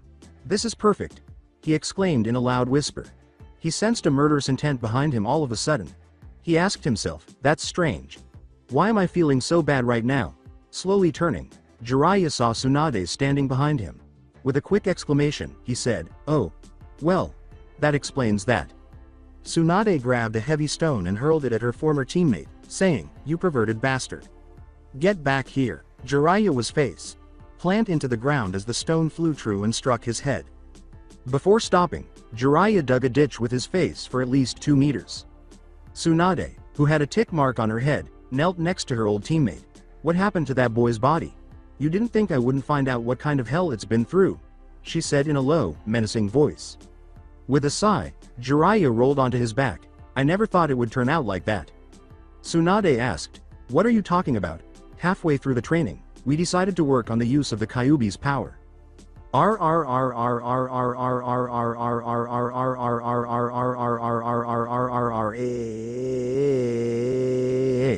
Naruto had sprouted 6 chakra tails, and enormous shock waves were erupting everywhere. Whispering, "No. This wasn't supposed to happen," Jiraiya watched the scene play out while Naruto's attacks left a huge gash across his chest. Jiraiya landed beside the boss Toad and a few others. "What happened?" the older Toad had cried. "It doesn't matter what happened, we just have to stop him quickly," replied Jiraiya. Tsunade glanced at Jiraiya below. "So the fox took control of Naruto?" The Toad Sage gave a headshake. "No, it wasn't the fox. It was Naruto." All the built-up hate and resentment for the villagers that shunned him was released, and the Kyuubi's powers amplified those feelings he had buried deep inside of him. He lost control of himself and we had to stop him. Jiraiya had an army of toads behind her. If Naruto could still be subdued, that was their task. Jiraiya was bleeding heavily from a large gash across his chest. Jiraiya screamed as a number of large scrolls unraveled around him. "Don't hold back. Use whatever means you have to stop Naruto. You have to hold him for at least 1 minute while I prepare the seal. Remember, there is almost nothing you can do to hurt him at this point." When the boss Toad said, "All right, you heard him. Go," the toads rushed forward in mass. Naruto glanced sideways at the army of toads. Many of the toads were swept away when 3 of his tails sprang out. Avoiding the tails, Gamabunta and the other big toads leapt. To meet the toads, the possessed blonde threw himself into the air. Drawing his enormous dagger, the toad boss swung it downward at Naruto, striking him and knocking him to the ground. When they hit the ground, the others pulled out their weapons to attack Naruto. But as they were ready to touch down, a few of Naruto's tails sprang up and swatted them aside as though they were insignificant. With their weapons out, toads of all sizes approached Naruto from all directions. However, Naruto's tails swung out at them, preventing any of them from getting very close. Suddenly, 8 huge scrolls exploded from the earth around Naruto. Jiraiya slapped his hands together and yelled, "Finally, I'm finished." 8-sided seal. Naruto was encircled by the unraveled fabric from the scrolls. He was able to resist it at first and rip the seal off, but it soon got to be too much and engulfed him entirely. Tsunade noticed the scar from the incident when she opened Jiraiya's shirt. Her voice was gentle and worried about her former teammate's condition. "I don't think you've ever been injured so badly before," she said. Jiraiya grinned. It was refreshing to hear genuine concern for his well-being in Tsunade's voice. "I think it's been about 25 years since I've heard your voice hold any real concern about something that happened to me." She closed his shirt, ignoring his remark. "So what happened after that?" "Naruto asked me to completely seal off the Kyuubi's powers until we came back to the village. During his training he injured himself so many times, I'm honestly not sure how he is still alive. He'd often go out in the middle of the night when no one was around to train on jutsu he was making from scratch. Even though the fox's power could help him heal, he was honestly too afraid to let what happened before happen again." Jiraiya took a deep breath and looked up at the sky. The elderly toad sage got up and said, "Naruto hasn't really been the same since that all happened." Although the boy easily irritated Tsunade, she felt sorry for him. She said, "Come on, old man, let's get a drink," and left. Curled up next to her sister, Hanabi asked, "What was mom like?" Her mother had passed away when she was still a baby, so she had never had the opportunity to meet her. Hinata truly missed her mother, saying, "She was a very kind and caring individual. I wish she was still here." Since her death, nothing in her life had remained the same. Perhaps everything would have turned out differently for all of us if she were still here. "I've never even seen a picture of her." "Really?" Hinata was unaware that their younger sister had never laid eyes on a photograph of their mother. "When you get home, look under my bed, you'll find a family photo of us." Hanabi wanted to know if her father used to behave differently than he does now. Was Dad different than he is now? Back then, I mean? She asked. Hinata reflected on those moments and recalled. Dad used to smile back then. She only had those happy memories of her father. Father, smiling. I can't even imagine what that would look like. Hinata turned to face her room's window. She said, "Yeah, seems like another life now," in a detached manner. "What are you talking about? When you get older you'll be head of the clan, things will be different." A hug was given by the older Hyuga sister to her younger sibling. "No, I'm sure I won't be the next clan head. That job will be yours once you're older." Hanabi moved toward the door of the room after sliding out of bed. She came to a halt near the door. "Are you really alright with the way things are? Aren't you angry?" Hinata grinned. "Other than being stuck in here, I'm very satisfied with how things are." The sun had already started to set. Naruto stood staring out the window of his hospital room. After Hinata left the hospital, he questioned whether things would return to normal. Naruto complained, "Man, that mission was boring." Sasuke gave a deadpan insult, saying, "Oh, quit your complaining." Naruto went on, "Shino, you agree with me, right? You have to agree with me on this?" In a monotone, he answered, "I have no opinion. A mission is a mission." Naruto sulked all the way to the Hokage Tower to turn in the mission after his head fell. Since Tsunade had returned to the village 2 weeks ago, the 3 of them had been put together. The 3 had been dispatched on successive missions, occasionally receiving several at once. Despite the constant arguments between Naruto and Sasuke, their peers had praised them as a very effective team. Naruto halted just before they entered the Hokage's tower. "Hey, you guys, give the report, I'm going to grab something to eat." "Don't you dare do this to me again, Naruto," yelled Sasuke. But his words were ignored as Naruto vanished in a whirlpool of leaves, grinning. Sasuke muttered, "Damn it, I'll get him for this." Heishi was reviewing recent events, such as the invasion of Suna and Ado, while seated in his office. Tsunade's coronation as the 5th Hokage had just concluded the other day, and Hiruzen had resigned as Hokage. Now he had time to think about what had transpired thus far.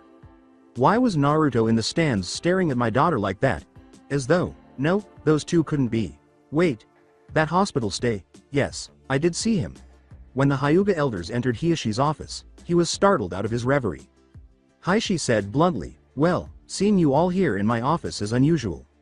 We are here to inform you that we have come to a decision on your daughter's fate in this clan. In the past we agreed to see which of your two daughters would be the best leader of the clan. And with Hinata's poor performance in the Chunin exams, we have finally come to a decision on the matter. Every elder except the one who had been speaking kept quiet. Hiashi anticipated this. He had previously made that justification in order to prevent the sealing of his second daughter. It had now returned to haunt him in the form of the sealing of his first daughter. The elders simply nodded, indicating that it had been decided upon. Just as your brother was sealed, so will be your first daughter Hinata. We have voted unanimously that Hanabi will be the next clan leader, and Hinata will be sealed and banished to the branch family. Despite his lack of emotion, Hiashi wanted to kill them for merely saying that, let alone for plotting to do so. Even though he wasn't the greatest father to his oldest daughter, he also never wanted this for her. He could not instigate a dispute within the clan at the moment, given the state of the village. Both the clan and the village would suffer. What was he going to do, though? He couldn't abandon his daughter to that kind of fate. I see, so you all agreed. Very well, as her father and leader of the clan, I will inform her of what is to come, Hiashi said. He was trying his hardest not to cry or jump over the desk and murder someone. One by one, the elders walked out of the room, saying, as it should be. We will leave everything up to you then. At last the elders were gone. Opening his desk drawer, Hiashi took out a picture that he had viewed innumerable times when he was by himself. Since Tsunade was the only person qualified to completely repair the harm done to Hinata's heart during her fight with Neji, he sighed. Hinata had just been healed of all the wounds Neji had caused her.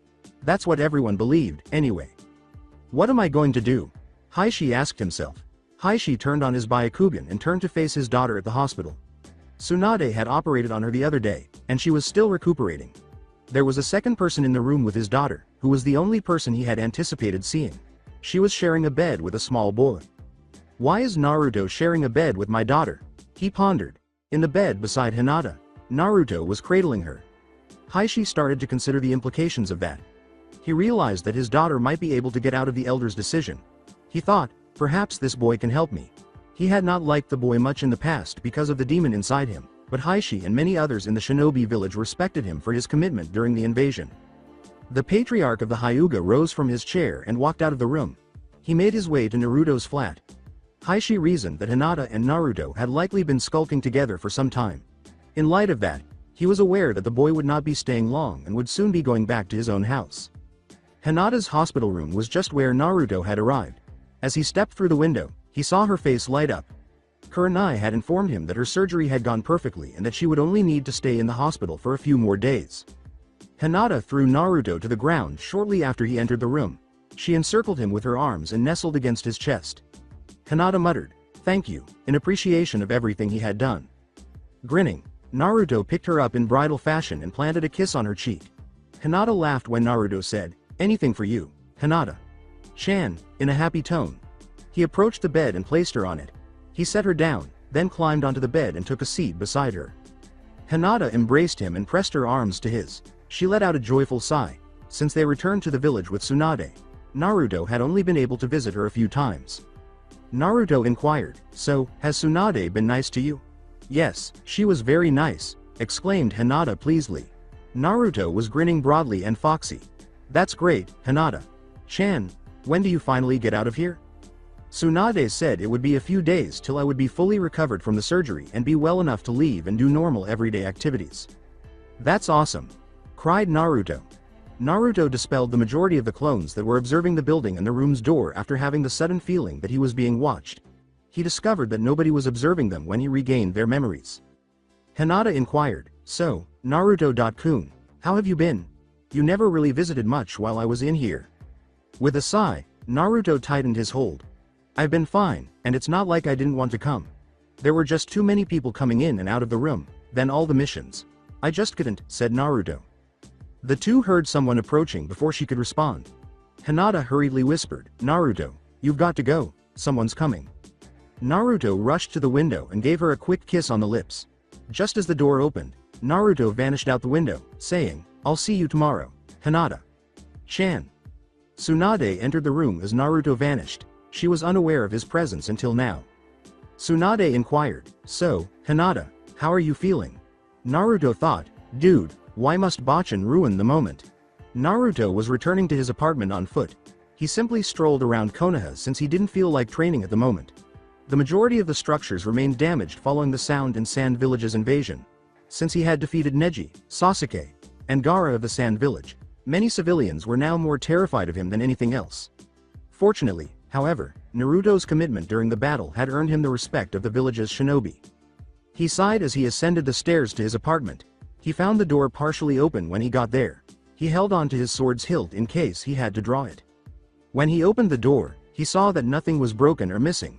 He walked to the kitchen area and quietly closed the door behind him. He discovered Heishi Hyuga sipping tea while seated at the kitchen table. Naruto said sarcastically, "So, to what do I owe the pleasure of this visit?" The man's treatment of Hinata was the main reason Naruto didn't like him at all. Heishi sipped his tea and waited for Naruto to answer. "I've come to ask you a question, and maybe even ask a favor of you, Naruto Uzumaki," he said. Naruto said, "I'm not sure I want to do any favors for you, Heishi," with a tone of disgust. "This request has nothing to do with me, boy, but everything to do with my daughter, Hinata," Heishi stated calmly about the request. When Heishi finished speaking, Naruto tensed up a little. "I see." In a quarter of a second, Heishi saw Naruto's expression change from neutral to angry. "I'll get straight to the point, Naruto. The clan elders have decided that Hinata will be sealed and banished to the branch family for her poor performance in the Chunin exams." Naruto slammed his hands on the table and yelled, "What do you mean? How can you do that to your own daughter?" "This was not my choice, Naruto. I've made up many excuses over the years to keep this from happening. However, with Hinata's recent performance in the exams, as I've stated, and the invasion that occurred and left our ranks diminished, the elders found it the perfect opportunity for them to go through with this idea." Heishi swallowed his tea and sighed. "However, the fact is that it's Hyuga law that there be only one successor born from the head, while any other child is sent to the branch clan. Normally that would be the second born. Naruto, this is where my request to you comes in. I know you do not see my daughter as just a friend and teammate, but as something much more. In addition, I know she sees you as more than that as well. Earlier today, after the elders gave me their decision, I saw you two in the hospital room with my Byakugan." Naruto murmured, "I knew someone was watching us. Yeah, I've been seeing your daughter since I got back from my training with the pervy sage. Normally, I would kill someone for such a thing. But seeing as she most likely trusts you more than anyone else, I want you to take my daughter away from this place, far away from this place, where the elders cannot possibly find her." Naruto questioned, "What? Why would you trust me with your daughter? I am a monster to most people, after all." Hieshi's statement genuinely perplexed Naruto. With a hint of amusement, Heishi said, "Because you are the only one from whom I can ask such a thing. Would you not like to have an open relationship with my daughter?" "Of course I would. I would like that very much, and so would she. It's just." "Naruto, I did not come here as a clan leader, a ninja, or any such thing. I came here as a father, who wants to save his daughter from a cruel existence as nothing more than a slave. So will you take my daughter away from this place?" Naruto answered, "Of course. Hinata is everything to me. When I'm gone, will I be made into some type of criminal?" "More than likely, yes. They will most likely think you kidnapped her and considering your tenant label you a S-class criminal. But if you decide to return in a few years or so when the village is not in dire straits, I will see to it that the charges are lifted." Naruto was very amused by Heishi referring to him as son, saying, "You do realize if I do and we do come back, I might be calling you Oto-san." Heishi pulled 3 scrolls from his clothes and gave them to Naruto, grinning. "Even if you marry my daughter, don't ever call me that." Naruto examined the scrolls and asked, "What are these for? I see they have blood seals on them." "Very astute of you to notice, Naruto. Yes, these are blood seals. These are the last things I can give to my daughter. They are the main house jutsu, my personal copies to be exact." "I see. So, Naruto, do you have any place where you two can go where we can't find you?" Naruto answered, "Yes, I do," without specifying where. Heishi got up as he finished his now cold tea and said, "Just as well I don't know. I do have one more request for you, Naruto." "What might that be, Heishi? Do not tell my daughter I was the one who gave you those, or the one to tell you anything of this." "Why? I think that would make her happy." "Maybe so, Naruto, but I've never been much of a father to her, and it's probably for the best that she never knows. It will make it far easier for her to cut her ties with this place." Naruto let out a sigh. He understood Hieshi's meaning. "I understand. I'll make up a story in case she asks. Heishi vanished from the room after saying, "Thank you, Naruto. I've said this to very few people, but I must go tell my daughter of the elder's decision. Do you finally understand what I was trying to say a few months back?" "Yeah, I understand, and it was the easiest decision I ever had to make, actually. One question, though. How did you know this was going to happen?" "I did not know this exact situation would occur. I merely took into account the fact that you have me inside of you and she was basically a princess." Jiraiya also understood this. "Why do you think he gave you so much money and told you to use it when you were older? However, I doubt he thought things would happen so quickly, though." Naruto sighed slowly and said, "Why does it seem that everyone knows what's going to happen in my life before I do? I might as well start to pack." "Indeed you should," a voice said from his living area. When Naruto turned the corner, he saw the former Hokage, Hiruzen, drinking tea on his couch. "What is with people and randomly drinking tea in my apartment?" he murmured. "So, headed off I see." Naruto approached the location where he kept all of his valuables slowly. He moved the bed out of the way and unlocked the floorboard that held all of his belongings. He hurriedly packed all of the jutsu scrolls Jiraiya had given him in his backpack, along with a few extra clothes. The elements of fire, wind, water, earth, and lightning were all covered in Naruto's jutsu scrolls. Heishi gave him 3 scrolls for Hinata, and he examined them. Tragically, Naruto thought, it seems like both of our fathers are attempting to act in the village's best interests rather than our own. But in a sense, Heishi was doing what was best for them both. They might begin a new life in which nobody is aware of their identity. "Yeah, well I'm sure you heard everything. Do you plan to stop me?" He took a scroll from his robe and stood slowly, saying, "I'm retired now, it is none of my business anymore. This jutsu is not something a normal human can withstand without causing irreparable damage to their bodies. You can choose to learn it or burn it. I leave it with you. Only you could possibly make use of this jutsu and you're the only one I'd trust with it. Well, aside from Jiraiya or Tsunade, perhaps, but you could get the most use out of it." After taking the scroll, Naruto placed it among his belongings. His response was, "Thanks, old man," and he hugged him. Hiruzen walked toward the door. He muttered to himself, "Perhaps I'll see you again before I die," and walked away. After packing everything, Naruto slung the backpack over his shoulder, snatched up his father's sword, and vanished from the room, vanishing in a flurry of falls. He reached the top of the main house building and went into Hinata's room. Naruto reasoned, they must be all out around the compound perimeter or something like that. That or Heishi had quickly rearranged the guards to allow Naruto some extra time. In order to pack some items for her, he searched for her backpack. He hurried a few changes of clothes into her backpack, which he found in the closet. Hinata's photo album was discovered by Naruto, who also placed it in the backpack. She had pressed the first flowers he had ever given her, he discovered when he opened a drawer in her desk. After giving them a brief glance, he grinned and added them to the backpack. Then Naruto left the room carrying Hinata's belongings. Hinata felt content. Tsunade wanted to teach Naruto how to be a medical ninja, and Naruto had come to see her. While she was still in the hospital, Tsunade had even given her some medical ninjutsu scrolls to read. Given that medical ninjutsu wasn't particularly destructive, she could probably practice some of them. Until her father entered the room, she was content. As she watched her father walk in, her expression was emotionless. The tone of Hinata's voice was slightly irate as she asked, "What do you need, father?" "I have come to inform you of the elder's decision. Because of your poor performance in the Chunin exams, you are to have the seal placed upon you and be banished to the branch family. This will take place once you are fully recovered and released from the hospital." Heishi walked away from the room. With her joy long gone, Hinata simply sat in bed. She observed him leave the room. His face had been expressionless. Her hope was that he would show her something.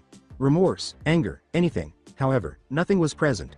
He always displayed that expressionless face to everyone. Then Heishi left the room. Hinata needed time to think, so he instructed a nearby nurse to keep her quiet for the next few hours. Naturally, the nurse posted it on the door in response to the clan leader's request. Hinata hadn't touched the dinner that had been brought to her hours earlier. Instead, she had spent the entire evening staring at the wall. After hearing a sound, she turned to face the window and saw Naruto approaching. The fact that he was carrying backpacks escaped her notice. Tears started to form in her eyes. She threw herself into his arms and sobbed into his shirt. Naruto gave her a sorrowful glance. She was crying, and he knew why. He detested Hinata's tears. He felt as though he was being repeatedly stabbed in the heart. After picking her up bridal style, he sat down on the bed and held her while allowing her to cry all she wanted. Naruto stopped Hinata and said, "Naruto, there. When Hinata finally turned to face the window, she saw her and his backpacks, both ready to go. I know, Hinata. I heard all about it from some main house member who couldn't keep his mouth shut. Her eyes were pale lavender, and Naruto looked into them. To answer your question, Hinata. Chan. Yes, we are leaving the village. For how long, I really don't know. I'm not allowing them to harm you any more than they already have. I promise. Naruto's words caused Hinata to stop crying. He made absolute promises, and she trusted him more than she trusted anyone else. A worried Hinata exclaimed, but Naruto, they will mark you a criminal. Could be worse, I guess, was Naruto's humorous response. His voice was so confident that it was able to calm Hinata. I told you I wouldn't let them harm you anymore. If that makes me into a criminal, then so be it. What about becoming Hokage? Wasn't that your dream? Naruto smiled as he told her, I'll just have to put that dream on hold for now. My priorities have changed. But where will we go? Before they vanished from the room in a whirl of leaves, Naruto made a clone that snatched their bags. Don't worry, Hinata. I know of a place where we can go, but it won't be easy, he said. 4 hours had passed since they left the village and nearly 7 hours since they left the area surrounding the village, which was constantly patrolled. Naruto had created about 50 sets of clones and sent them in all directions just before he actually took off and left the village. Naruto was currently moving through the treetops with Hinata sleeping in his arms. She was physically and emotionally exhausted. Her stamina had been severely diminished by the 2 months she had been unable to train or really leave the hospital. The sun was just coming up. For a little while, Naruto had been searching for a place to hide and rest. He hadn't slept since the day before yesterday because he had just returned from a mission. You look exhausted, Naruto-kun. He noticed his fellow fugitive was awake when he looked down. He grinned wearily. I just got back from a mission yesterday, so I haven't slept in a while. She extended her arms and put them around his neck. How long will it take us to arrive at our destination? He stopped on a big branch and let Hinata stand. Around 5 days or so. Well, give or take half a day, he said. They observed the sunrise while standing. As they watched the sunrise together, Hinata wrapped her arms around her boyfriend's waist and remarked, so pretty. 2 hours before that, beneath Konoha's streets. In front of several dozen masked men stood a man with bandages and a cane. The demon brat and the Hyuga heiress have departed from the village on their own. I want them brought back here for reprogramming. Now go, he instructed. In a matter of seconds, everyone vanished from the spacious subterranean room. Down the dim corridors walked the ancient fossil of a man. It has paid off to have a few of my men watch him since he returned, he reflected. Since the two had left the village, one of Danzo's men had been pursuing them. He had just returned with a report. Beside him, one of his men materialized with a note. He unfolded the note. Seems the Hokage has finally found out he's missing. No matter, my men will reach him first. Early in the morning, that is. At least 24 people were standing in the Hokage's office, despite the fact that it was so early that the sun had not yet risen.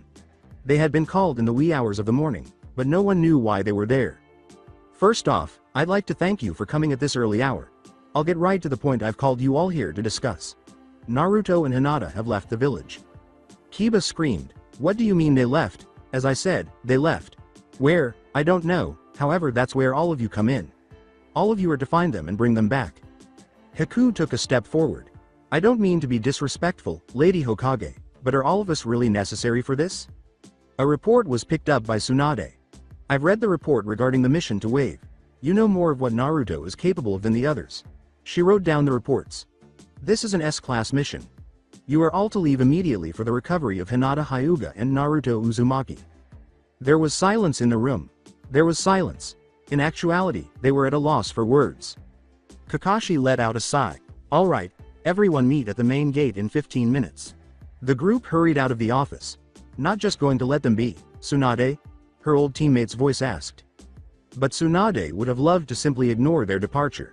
You know I can't. I'm the Hokage now, I can't just let them go. Personally, they've both had pretty crappy lives and deserve better. If they were anyone else, I could just overlook it.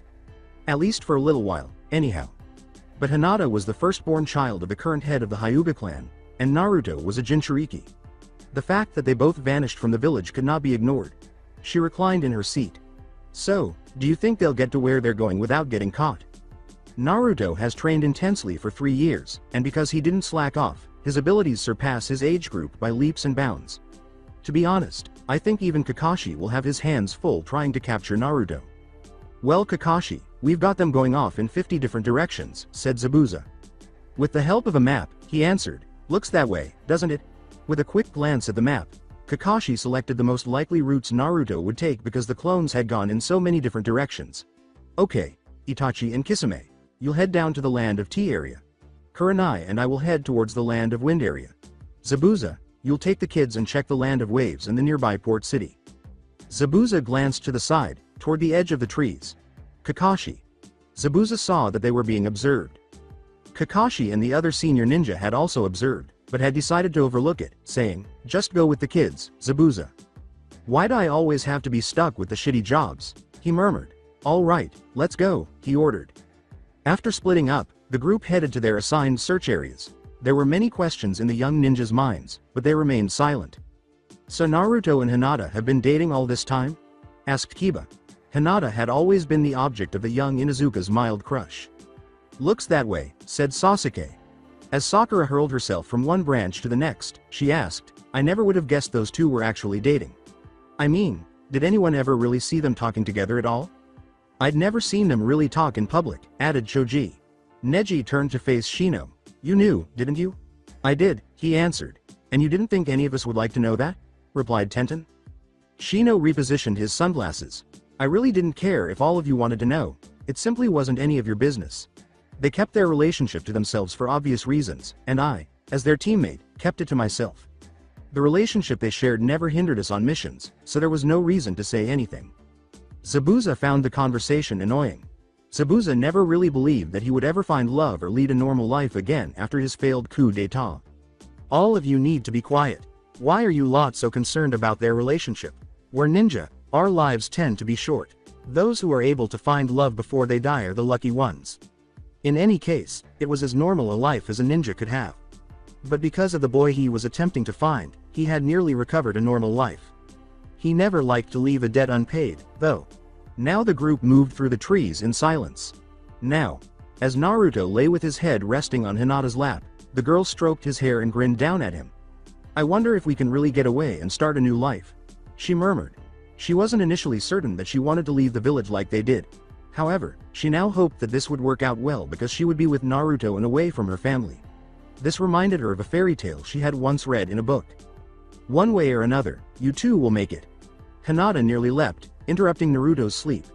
Takeshi, you almost made me wake, Naruto. Why are you so sure? Trust the young boy drooling on your lap. The fox refused to respond directly to Hinata. Naruto was indeed drooling on her lap when she looked down. Why are you so civil towards Naruto? I mean, you are sealed inside him. You'll understand someday. Seems we have some visitors. Once more, he didn't truly respond to her query. She wondered why, but they had company, so she was unable to think about it any longer. Naruto opened his eyes. His pupils changed and dark rings formed around his eyes as he stood up. The fox grew to the size of a lion and said, Takeshi, take Hinata and go. The blonde handed Hinata everything he was carrying, including his sword, and said, Hinata, please get on Takeshi and go. I'll catch up. Just in case I don't come back, take this sword and the note to the destination I've marked on the map. You'll be taken care of. But, Hinata was reluctant to abandon Naruto alone. She didn't want to do that at all. Hinata stopped arguing and said, come on, hurry up. The boy can't do what needs to be done while you are still here. The fox fled into the forest at superhuman speed, saying, now hold on tight. By the way, boy, I do appreciate what you've done with the seal. With the blonde's permission, of course.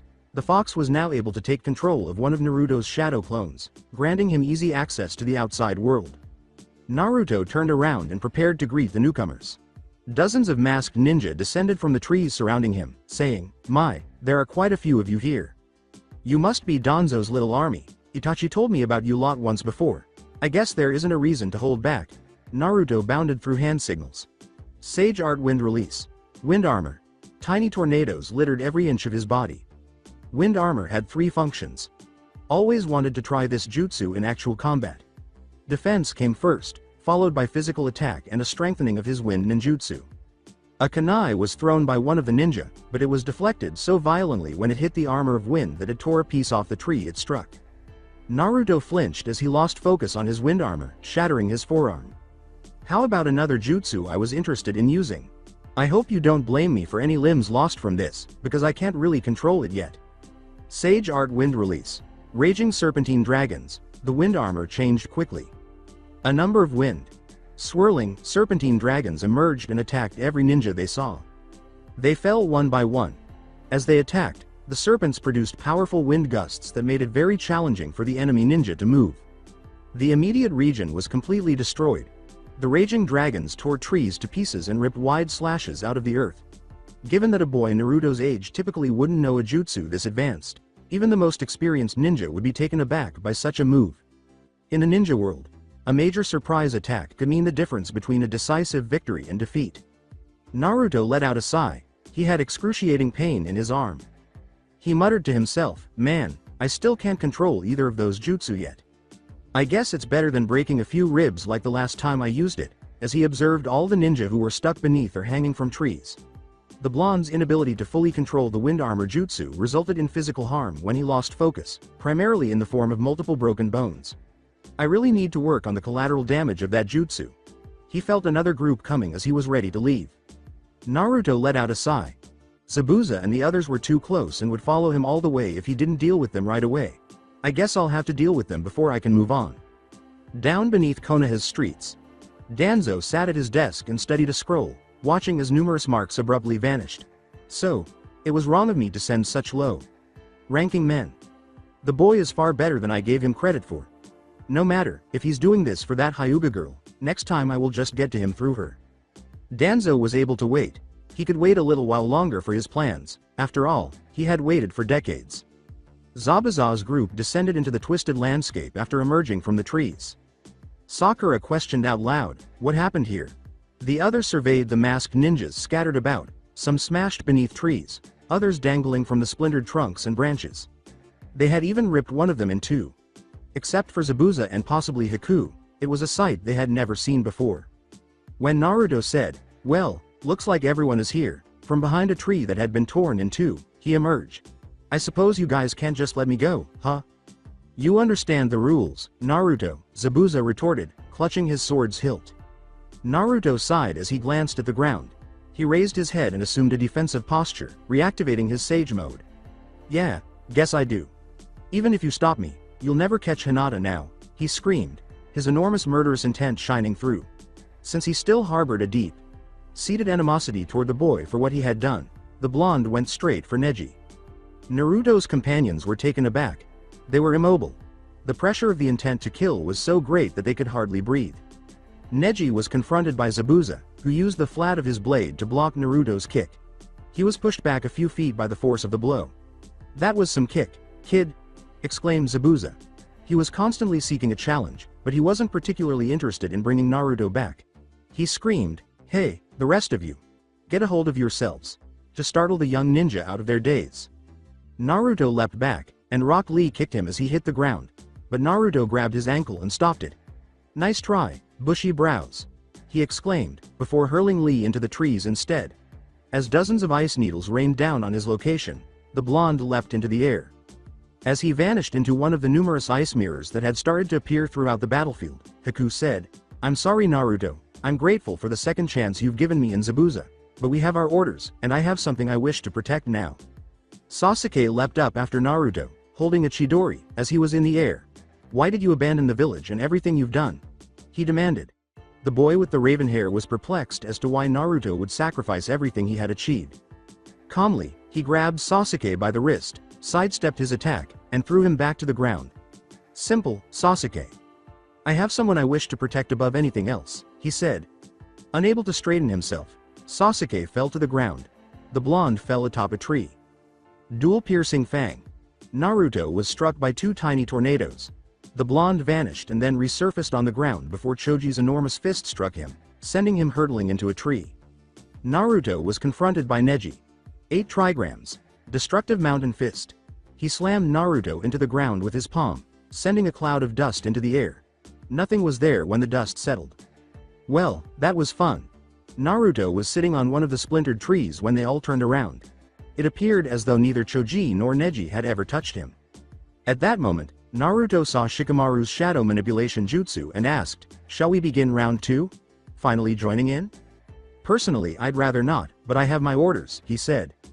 Naruto glanced back and forth, spotting Zabuza on one side and Sasuke on the other. About 10 feet in front of Naruto, an ice mirror started to form. He watched Sasuke and Zabuza dash through hand seals. Naruto grinned the entire time they were getting their jutsu ready. "Seems a little extreme, guys," he said. Naruto's hands started to glow as he prepared his own jutsu. Fire release, Grand Fireball, Water release, Water Dragon, Ice release, Ice Spears. They had timed their jutsu release so that it would strike everyone at once. Several ice spears emerged from Haku's ice mirror. Zabuza's dragon lunged forward, and Sasuke unleashed his enormous fireball. He broke Shikamaru's jutsu to counter his opponents just as the jutsu were about to collide with Naruto. Wind release, Pressure wave.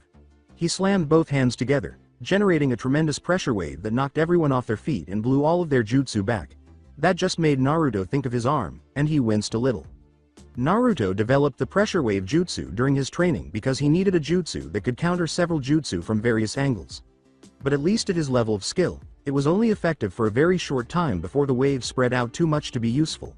At the moment, it had an effective range of just a few feet. He thought, "I should really get out of here soon." In the background, he saw one of his clones give him a nearly ready signal as he glanced to his sides. "Good, almost ready. Just a little longer now and I can get out of here." Heishi didn't sound annoyed when he asked, "So my daughter has been taken by the boy, has she?" He sounded like his typical emotionless self, nothing more. Tsunade was sitting directly across from the Hyuga Patriarch, who was in his usual seat in his office. He was aware of how grave her remarks were, and although he was partially responsible for the situation, nothing could be done until the two were returned. She said, "That about sums it up, yes," and took a sip of her tea. "I see. She must have told the boy what I had told her yesterday." Tsunade arched an eyebrow in interest. "What do you mean by that exactly?" "My clan is steeped in ancient traditions and rules that haven't been changed in many years. Being a senju, you yourself know of old traditions and laws that aren't easily changed. As you know, my twin brother was sealed, as the second-born of the head family is branded with the caged bird seal and forced to protect the next head of the clan. That being said, I have 2 daughters." Tsunade nodded, understanding the direction of this. "I've noticed Hanabi never had that seal placed on her." "Yes, that is the case. When she was born, her fate was to be that of my younger twins, but her mother begged the elders not to do it, and I came up with a temporary solution. I proposed that when the girls were older, we would see which was stronger and best suited for being the head of the clan. I had hoped by that time to amend the clan's ways on that matter, but that never came to pass." Heishi sipped on his tea before continuing. "So yesterday when the elders handed down their decision to me, I had no choice at the moment but to tell her fate. Before some elderly men entered, the Hokage and the Hyuga Patriarch sat there drinking their tea in silence for a while. Well, that explains why." Almost shouting, one of them said, "Heishi, have you heard?" "Yes, the Hokage has just informed me of what has happened." One shouted, "Something must be done. We must send everyone to get her back and punish that little demon brat," said another. He asked the elderly men, "And what would you have me do? I hear the boy has at least a few hours head start, so sending more out at this point would be meaningless. All we can do is wait and see if those already dispatched can catch up to them." Heishi was right. At this stage, there was nothing more to do than wait for the situation to unfold. "Now see yourselves out, you are being quite rude to the Hokage by intruding." After complaining for a brief moment, the elderly men left the room. They were aware of their wrongdoing. Beside the Hokage, who was kneeling on the ground, an Anbu materialized. "Hokage Sama, the council is convening as you've ordered. By the time you arrive, everyone should be there." Tsunade let out a sigh. She stood straightening her clothes and said, "Very well, we'll be leaving shortly." She had absolutely no interest in this meeting. "Well, Heishi, we should be going." On the outskirts of Port City, Hinata slipped off the fox and looked at the note Naruto had left her, trying to determine where she should go. With those words, the fox vanished in a cloud of smoke. "I'll take my leave now. Even though the boy doesn't use my power, I should be there to bail him out if the need should arrive." As she read the message, she told herself, "I need to find someone named Old Man Shin." In search of the person Naruto trusted, she went out into the city. As she wandered around the city, she came across the dock master's building, which was meant to record all ships entering and departing the harbor. Excuse me, do you know a person named Shin? He is the captain of a vessel at this dock," she said, approaching the lone person seated at a desk studying some paper as she entered the building. The man put down his papers. "You must mean Old Man Shin. Yes, I believe he just docked about an hour ago. Though he's due to depart in a few hours. I can show you where he's docked. Well, at least where he's supposed to dock, not that he listens to anyone. Hinata grinned. She recognized that person's voice. Thanks, that would be great. Now let's see. Shin normally uses whatever port makes his deliveries most convenient, and he was supposed to deliver goods to a warehouse on Dock A, so he should be around here on Dock A somewhere, the individual murmured to himself. The two came to a stop in front of a reasonably old but well-maintained mid-sized boat. Hey old man, you around? On the ship's deck, you could hear a big man's footsteps getting closer and closer. Over the railing, a big man glanced at the young girl standing next to the dock master. His hair was gray, and one of his dark green eyes was scarred. The dock master said, "Well, I'll leave you to it then," and left. Looking over the railing, asked the big man, "What do you need?" He sounded really annoyed. "Oh stop it, Shin." A woman's voice said. Over the railings beside the big man, who must have been at least a foot taller than her, an older woman said, "She's just a little girl, not some grown man. Don't sound so bothered." Her eyes were nearly black, and her hair was salt and pepper. "What can we do for you, my dear?" Naruto. Kun's note told me to come here. Suddenly, a broad smile replaced the man's frown. The old man leapt from the side of the boat beside Hinata and said, "Little Naruto. Was wondering how that boy was doing. Something's happened, hasn't it? He wouldn't send you here for any other reason. Can I see the note he left you with?" "Sure," Hinata said, giving him the item Naruto had left for her. Shin turned to the young girl standing beside him and said, "So he's cashing in on that favor. Well, get on board. I'll take you where you need to go." With Neji by the throat, Naruto's eyes conveyed his contempt for the older boy. Choji, Kiba, Tenten, and Sasuke were all eliminated. Ino and Sakura, who had nothing particularly offensive to offer in this altercation, were tending to them. During the fight, Haku and Zabuza hadn't really put in much effort. Naruto had tried his hardest not to hurt his friends too much. Naruto tightened his hold and made the boy gasp for breath. "I really wish I could kill you, Neji. You have no idea how badly," he said. Looking at the Hyuga made him even more enraged, to the point where his eyes started to flush. He exclaimed, "Then why don't you?" Naruto grabbed Rock Lee's ankle to stop him from kicking him abruptly. "As much as I want to, Hinata would probably never speak to me again," he said. After dropping Neji, he kicked him viciously in the chest, sending him hurtling into a tree. Lee tried to kick him again by using the fact that Naruto was holding him. But Naruto blocked that one too, slamming Lee into the earth, causing it to crater and buckle. Ice release. White wolf, a wolf twice as large as a grown man, formed of ice, rushed out of the trees. Giant Rasengan. Naruto conjured up a Rasengan that was 3 times larger than usual. He crashed it into the wolf, causing a huge explosion along with a much bigger cloud of ice fragments and dust. He vanished when the ice and dust eventually subsided. "It's finally ready," Naruto said. 9 Naruto clones materialized in a wide circle around the group. Barrier. 9 Torii gates. 9 enormous red Torii rose from the earth, and just before the clones vanished, the paper seals that each Naruto clone held were left floating in midair. "Alright, it worked perfectly this time," Naruto exclaimed, indicating that he had tried and failed this jutsu before. A clone materialized in front of him, and he gave it a high five. He exclaimed, "Later," and vanished into a whirlpool of foliage. Zabuza sat on the ground and stabbed his sword into the ground while laughing. That kid is just as terrifying as his old man. Sakura helped Sasuke sit up. "You knew his dad? I had a run-in with him once, but you should all know who he is too. He's quite famous in your village, after all." "If he was that famous, why weren't any of us told?" replied Sakura. "In our world, being famous means having a great deal of enemies," Sakura replied Shikamaru. As Ino connected the dots, her eyes widened. How could a father do that to his own son? For a while, there was silence, but then Lee looked around and saw that someone was missing. Where did Shino go? Naruto had made a sling for his arm on the way to Port City. The pain had been coming through his arm at a very steady pace ever since he had switched off Sage Mode. His training had taught him how to use chakra to lessen the pain, and he was stronger and more resilient to harm when in Sage Mode.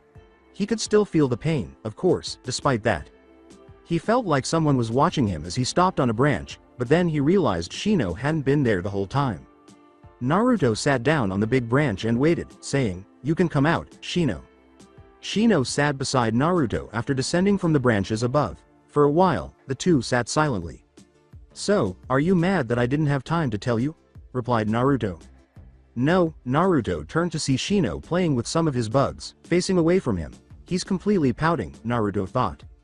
If I actually had the time, I would have told you. Shino persisted in ignoring Naruto's words. After his perspiration stopped, Naruto had an idea that only he could think of. Why don't you come with us? The head of Shino appeared. Go with you. Naruto believed that keeping Team 8 together would be ideal, so he said, yeah, why not? I'm sure Hinata would really like it if you came with us. I have responsibilities to my clan, Naruto. I can't just leave, replied Shino. Oh, come on, it's not like we'll be gone forever, and there will be lots of new bugs you can study, Naruto grumbled. Naturally, Shino's true thought was that, in contrast to nearly everyone else, Naruto and Hinata did not find him repulsive when they learned that his body was a hive for bugs.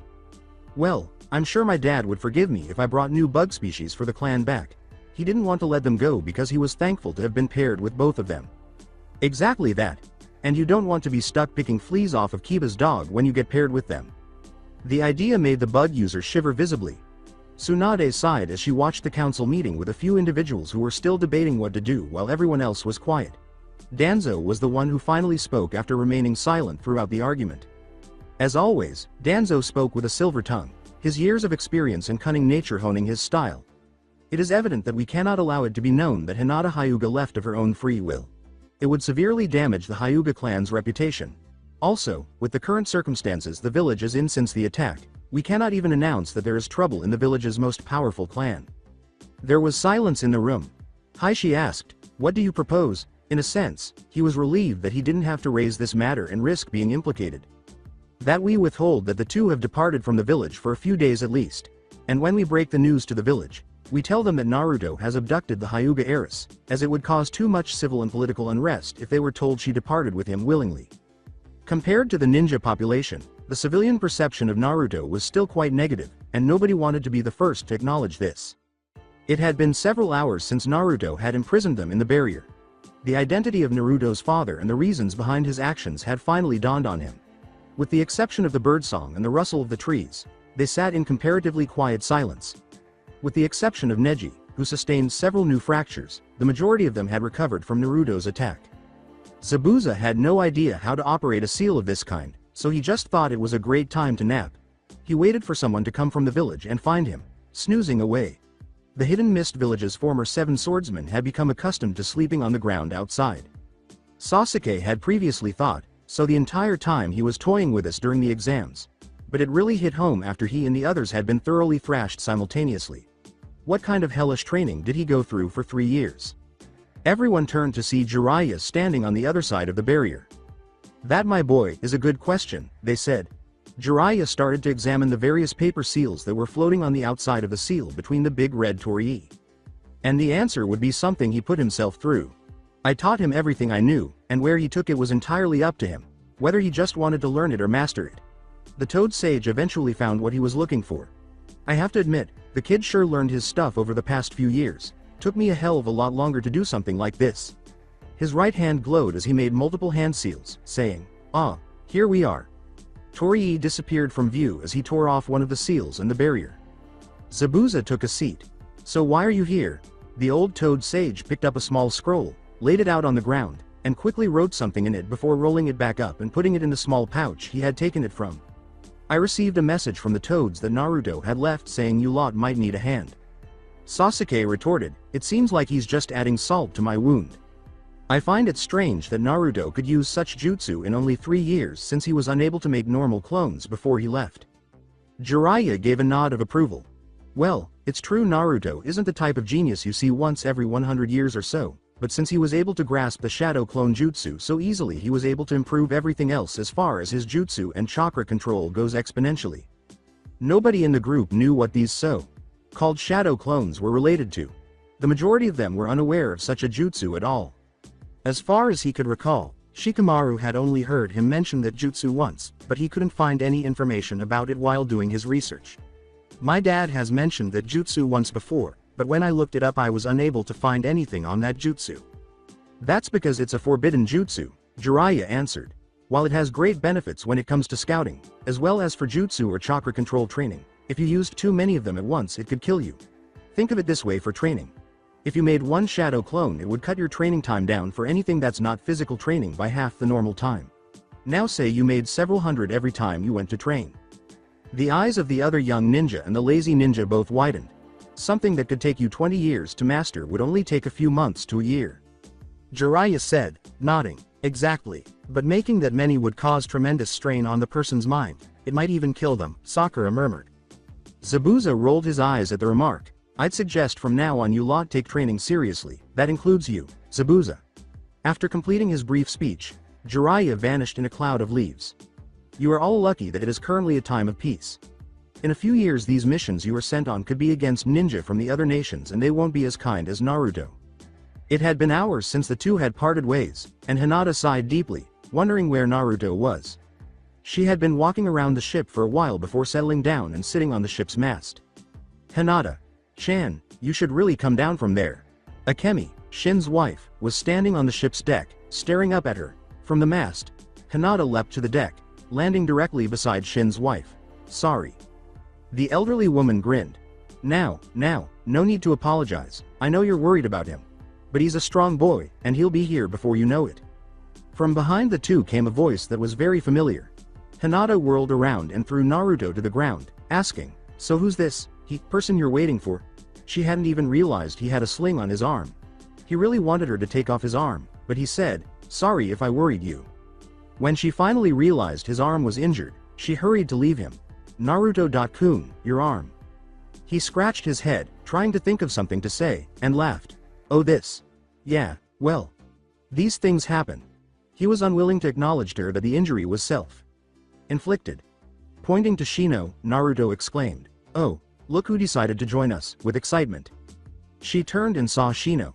Shino-kun, Naruto said, yep, we're Team 8 after all. His response was, Naruto made a compelling argument, however, the truth was that Naruto's argument was not at all strong. Simply put, Shino made his first snap decision ever. For this one moment, he decided to do what he truly wanted rather than what other people wanted him to do, even though he had always been very calculated about his actions. Shin cut in, alright, enough of this sappy crap. Oh. Akemi asked.